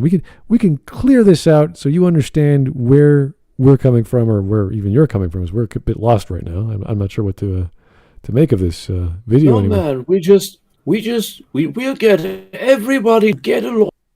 by just forcing everyone to think the exact same thing and agree on everything, and then we'll have world peace. Because we just need to get rid of all the people who disagree with us. Because I like The Last Jedi and these guys don't. That's why. Yeah. Or whatever the reasoning is. Yeah. There's a cure for all this. Really? You want to hear the cure? Yes. You want to hear the cure? I'll tell you right now the cure. Watch the movies you're complaining about. Okay, we're done. We are finished. We have watched those movies. That's why we complain about this. Okay, way ahead of you. Way ahead of you. I've seen a whole. I was gonna say, guess what? This is literally the point I brought up during the EFAP response during the Ragnarok thing. Yes, I do watch the media that others criticize first. I experienced it for myself first. That was my entire point. This guy. When that was my entire point against Rags in the EFAP response. This guy thinks. I do experience it myself first. He thinks his opinion is right. He's got the objective view because he knows what he's talking about. But everyone else who criticized the thing that they like or dislike, they're wrong. Everybody who doesn't agree with him is wrong. Let's finish the sentence. Maybe he adds something to it. No, if he said this in the first 2 seconds, I would have stopped right there. This is a grade 1 response. If you just watched it, you would know exactly how I think and how I'm right and you're wrong and you don't know where you're listening. Like that's all this is. This is his mentality, not his intelligence. It all comes down to this emotional response. If we all had the same basic information, then we would all come to the same conclusion. Which implies objective viewpoints are correct, but apparently only his are. The problem with that is that watching the movie is not the only thing required for that. And he's going to say the Mandela effect because people are lying he disagrees with, therefore other people propagate the lie. This is so stupid. It's not the only thing, but at least experiencing the piece of media in question is at the top of the list, at the very least. Oh, Jesus. Okay, let's just finish this off. With your own ideas. We did! Sounds easy, right? Yeah! Yeah, that's start what thinking for yourself. Wait a second, you idiot. You just said watch the video and then come with your own ideas. That doesn't mean I'm going to have the same ideas as you, and then we're going to disagree, and then we're in the exact same spot we are now, you fool. Like smugly. I've heard this from several people in my life at this point, and some of them are nice people, but they do believe that only 3% of humanity are thinking, which isn't that far off. But the problem is that they believe that those 3% are only the people who agree with them, who have the same opinions that they do, because they are thinking. Therefore, the people who are thinking must have the same opinions as they themselves. And the other 97%, they are just not thinking. The only thing I could see helping this guy is he watches a film that he likes, and we watch it with them, and it's a film or whatever that we dislike, and we have a list of things, and we're just ready to go, and we're going to pause the video and say, hey, why do you like that scene? And then he'll like blah, blah, blah. It's like, that's interesting. Okay. Here's the reasons why this scene is a pile of crap. And we list all the reasons and we explain the things why. And if he doesn't go, oh, I never thought about that, then okay, fine. We can have a discussion. But if he says, oh, you're wrong. I don't think that way. I just told you what I think. Then we're done. There's no point talking to this guy. Like, who cares? Watch the thing and have your own opinions. Are we brain dead when we listen to YouTubers? Is that what's happening with this video? We should just go, duh, Anthony, what do we think? It can't possibly be that we are thinking for ourselves and came to a different conclusion than he did. But that is so like childish. Yes. That is so stupid. That's not even rudimentary. That's just like, well, they must be dumb and they weren't obviously paying attention to the media. If they only paid attention, they'd have the same opinion as me, which is pretty much a 14-year-old reading about Karl Marx. Oh, I've never heard of this. Well, hasn't anyone else heard of this great idea? Like history, logic, common sense. Like everyone's like looking at you like, are you crazy? And that's why this is the kind of mind that latches onto that idea. Because you have to be that full of yourself, pseudo-intellectual and dumb. It's almost pure ego, that what we just heard. Yes. You're talking my language. Masquerading as some sort of like, well, I'm a critic. I'm refined. I have sensibilities. I'm cool-headed. I could talk to anyone. It's like, no, you can't. Yes. You figured it out, and that's the exact same thing Vosh did. No, Vosh is... No, he just did it. He just did it with a different energy. Well, no, he's something else. I don't know what he is. There's something else going in Vosh's world. He's the extreme version of this. It's a spectrum. I don't know anymore with him.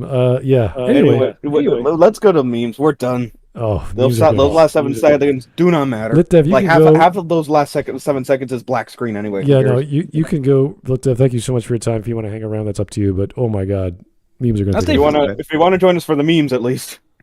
All right. The memes. That sometimes the memes perk us up after a god awful video like this one. God. All right. YouTube. Starting with Legacy. Alrighty. Kitty Adventures is good, actually. You're all wrong about Kitty Adventures. Kitty Adventures exposes capitalism and why that matters. How Kitty Adventures becomes a symbol for the alt-right. Kitty Adventures being an icon for 10 minutes and 32 seconds. This is video titles. A lot. Yeah, this is just all for the algorithm now. I think I actually have this saved so I could spoof these titles. Go right ahead. Because they work. They're the best kind of titles to have in the algorithm. Yeah. This is from Ant's recent video about comics always having LGBTQ plus pandering before he changed the thumbnail. Okay. Always gay. And we've got Hercules, Black Cat, Iceman, Loki, Batwoman, America Chavez, Alan Scott, Batwoman, Ivy, Deadshot, half torn there. I think on the top right that might be Kyle Rayner White Lantern. I'm not sure. And then the other one, what was the? I don't. The other. It's like it's a zoom in of the book Gender Queer being in the damn thumbnail. Fucking hell. Yeah. What is that thing on the left called Seduction of the Innocent? Because that sounds predatory. Oh God. Yes, of course. Let's not bring up the pedophiles. Okay, it's bad enough. Now more than ever. I think that one is self-explanatory. Yeah, now it's now in the last decade where that book has been like almost 100% accurate. When I tell my Alphabet Mafia parents that I want to live in a normal life, you're racist, you're homophobic, you're transphobic, you're a bigot, I don't want nothing to do with you. When I tell my etc. that I want to live in the world of delusion and lies and fascism, my trans non-binary they them pronouns child is a good representation. That's when the rest of the family's already in the cult. Mm-hmm. Unfortunately. Okay. That's that keeps going down the line and it keeps chewing up more and more people. Captain America. It basically ends families. How much suspense and action can you stand? See, Captain America defy the communist hordes. Oh wow. Yeah, the point about it's like by calling him an SJW, you turn him into the very thing he fought against for almost a century now. The communist That's not how this works. Someone in the chat said he was called Communist Smasher. Yeah, that's awesome. The actual Captain America would bash in the heads of all these lefties nowadays. Honestly. Look, this cover image is completely unbelievable because the communist superhero is fat. They could be vegetarians, possible. Anyway, that's actually one of the villains of the story. All right, you take the red pill, you turn off your brain so you can easily enjoy things. You take the blue pill, turn your brain on, and live in reality and truth, and not easily ingest terrible things. Blue, I'm going with blue every time. I think you got the blue is pain. Blue is pure pain, but I will always. Yeah, I thought the pills were the other way around. Blue is pain that leads into true enlightenment. Shut up. You're against me like all commie scum. Have your little laugh, but see if you're still smiling when I kill you. Wow. I'm trying to remember the context. That is very violent, Mr. Captain. That was, I think, when... I think this was back when Captain America wasn't Steve Rogers, because they wanted to keep those books going, but they had already introduced the retcon of Cap. But later they introduced the retcon of him being frozen in the ice. So, and during the time he was frozen, they just said it was a different guy in the suit. Yeah, I think it was during the era where they had Captain America go fight communists and stuff like that, and then the readership did not like that. They liked it because they were communists. So they're like, oh yeah, we don't like that, and it's like, oh, that's okay because he was actually not Steve Rogers. Yeah, that it was like by the time of the Avengers, they'd introduced the idea that Steve was actually frozen in the ice between the war and the formation of the group. Oh, they replaced him. Okay. Yeah, retroactively they replaced him. They just said that Rogers was in the ice the whole time. Okay. I'm going to skip the Anita video. We all have seen it. I'm going to skip the whatever that is. And this is the last one. The drawing that drove SJWs mad. What is this? This was in the case of Bayonetta 3. Oh. Yeah, which is an absolutely horrible DEI game. But in the end, the point is that the horrible Mary Sue character that they invented for this game is also the daughter of Bayonetta. So she is the daughter of Bayonetta and Luca. So they have to have their thing finally for each other. And the SJWs cried over that because I thought Bayonetta was a lesbian, which she never was. I did like this because I did see the outrage on Twitter. It's like, oh, how dare you? This is disgusting. How dare you make her straight? She's supposed to be the lesbian thing. If anything, Bayonetta 2 actually poked fun at that a little bit. I'm a bit lost here because Bayonetta is what, 7 foot something? She's a tall I think girl. That picture doesn't really work. Yeah, that does it. I think close to 8 feet, I think. Oh my god. I can't have her be taller than him. The whole thing is that her fighting style is pole dancing. And when she and John fight, it looks like two pole dancers. And what do pole dancers look on the stage? They look like making out to the enjoyment of the men. That doesn't mean they're lesbians. I do like the idea that it's like, okay, what her power, her fighting style is pole dancing. Who made this? A red pill incel or a feminist? Neither. It was a woman in her right mind. I always liked that her clothing was made out of her hair, and her hair is magically powered, and it could turn into things, and that was kind of cool. I think she wears her hair. I think so. Like when she uses her power, she becomes naked. But given the idea, like if I were to give you those two choices, if I were to tell you this character pole dances as a fighting style, who would you think was more likely to make that? An empowering feminist who's all about empowerment, or a red pill incel? Neither. They kind of just have the same idea. It was a dainty little Japanese woman. Well, yeah, but I mean, I'm saying like if you didn't know that, and if I were to give you those two ideas, like which one? Yeah, I would still say neither. The feminist would say the ins. Well, I mean, like the feminist people, they see sex work as empowering. They go, sex work is real work, so that's empowering to them. So being a stripper, they totally love that. And especially if she uses it. But this also clashes because they say, yes, the sex work is empowering, but men looking at it is sexualizing. But if she uses it to demoting defeat the women, so there must be sex workers without men looking at them. But if she uses it really bad sex workers. But she uses it to defeat the men who look at her, and I know from Captain Marvel that's something they really want to do. Oh dear. Anyway, yeah, but to finish off this, what is Bayonetta actually wearing? Gold chains and ribbons in her hair. That's all she wears. All right. Yep. Well, guys, that was again another 3-hour stream, and it got worse. It got a lot worse. It got better in certain ways. I mean, I'm glad he criticized. This is like he's taking cheap shots, like really, really low, simple shots at Anita that after the fact it's safe to do without actually. And then handled it with the kids' gloves afterwards. Yeah. It didn't feel like he did enough he didn't do enough damage there. So, no, she didn't know what she was doing, so it's not a lie. Yeah, kind of cheap. So, yeah, Anthony, you're not doing a very good job yourself being critical or objective or reasonable. You're just being reflective. You're just being in your safe little zone of, well, I don't like Lily Orchard anymore because Lily Orchard's weird. It's like, no shit. We knew that the first time we heard the first 10 seconds out of this person. And you've been non-stop projection with every single big point he made. Projection is one of the big ones. Yeah, that's pretty much most of the vibe I got from him, and I don't think he knows that he's doing it. I think he's in his own little world. No, he can't. That's the problem. When you lack reflection, the ability to reflect, this is what turns out. This is the result, and this is the problem with all of the SJWs. They all lack the ability to reflect, but they're all the same type of dumb, weird person that all believes the same things. Yeah. They all lie the same way. And once the pendulum swings, the next generation of these types of people will be on the right wing.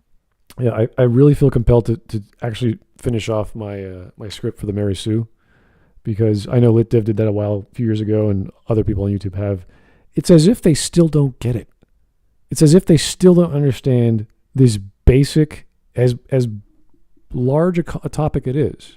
They still don't. They don't want to get it. That's the because if they get it, that's the thing that'll turn them back around to reality. And it's so. If they get it, we win. It's so obvious. Yeah. If they got it, they would have to admit that their entire life, they have dedicated their entire life to a lie, and they can't do that. That would be a complete breakdown of their world model and of themselves. They would have to admit the greatest mistake. They can't even admit small mistakes. Yeah, we've always made the joke of you can't handle the truth, but they literally can't.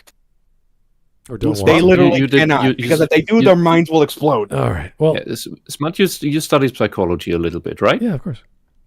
Yeah. Have you looked into the works of Robert Keegan? No. Give it a try. It's a good starting point. What was his specialty? Orders of consciousness. Interesting. Okay, cool. That maps very well with this personality disorder, because it's the difference between what he defines as second order and third order. There are a lot of people who made these models of the levels of consciousness. I think Keegan did the most thing with giving also examples of what abilities you can expect in which level, and what people are still subject to. And the difference between all this narcissistic nonsense and beginning to be mature and reflective is between second and third order. Once you've made it to third order, you're fine. Before that, you will remain a forever child that is incapable of actual thought. You only react emotionally. All right, well, give me a link to a book, and I'll be happy to read it. That's cool. All right, guys. Okay. Thank you so much for your time. Another 3 hours with LitDev. Thank you, sir. Hope your campaign is going well. How many more days you got left on that thing? We don't know. I'd say about 49. Wow. Plenty of time. All right. That's time to get that. I could put a link to your thing. I should probably do that in the description of the video. I always forget to do that. Anyway, thank you for your time. We'll be happy to check you out on, whenever I have time in the mornings to pop in and say hello. And hopefully I can finish off my silly videos on Fallout, because that's just so boring. It's taking me so long. I don't know why it's boring. I love Fallout. I was like, I hate this.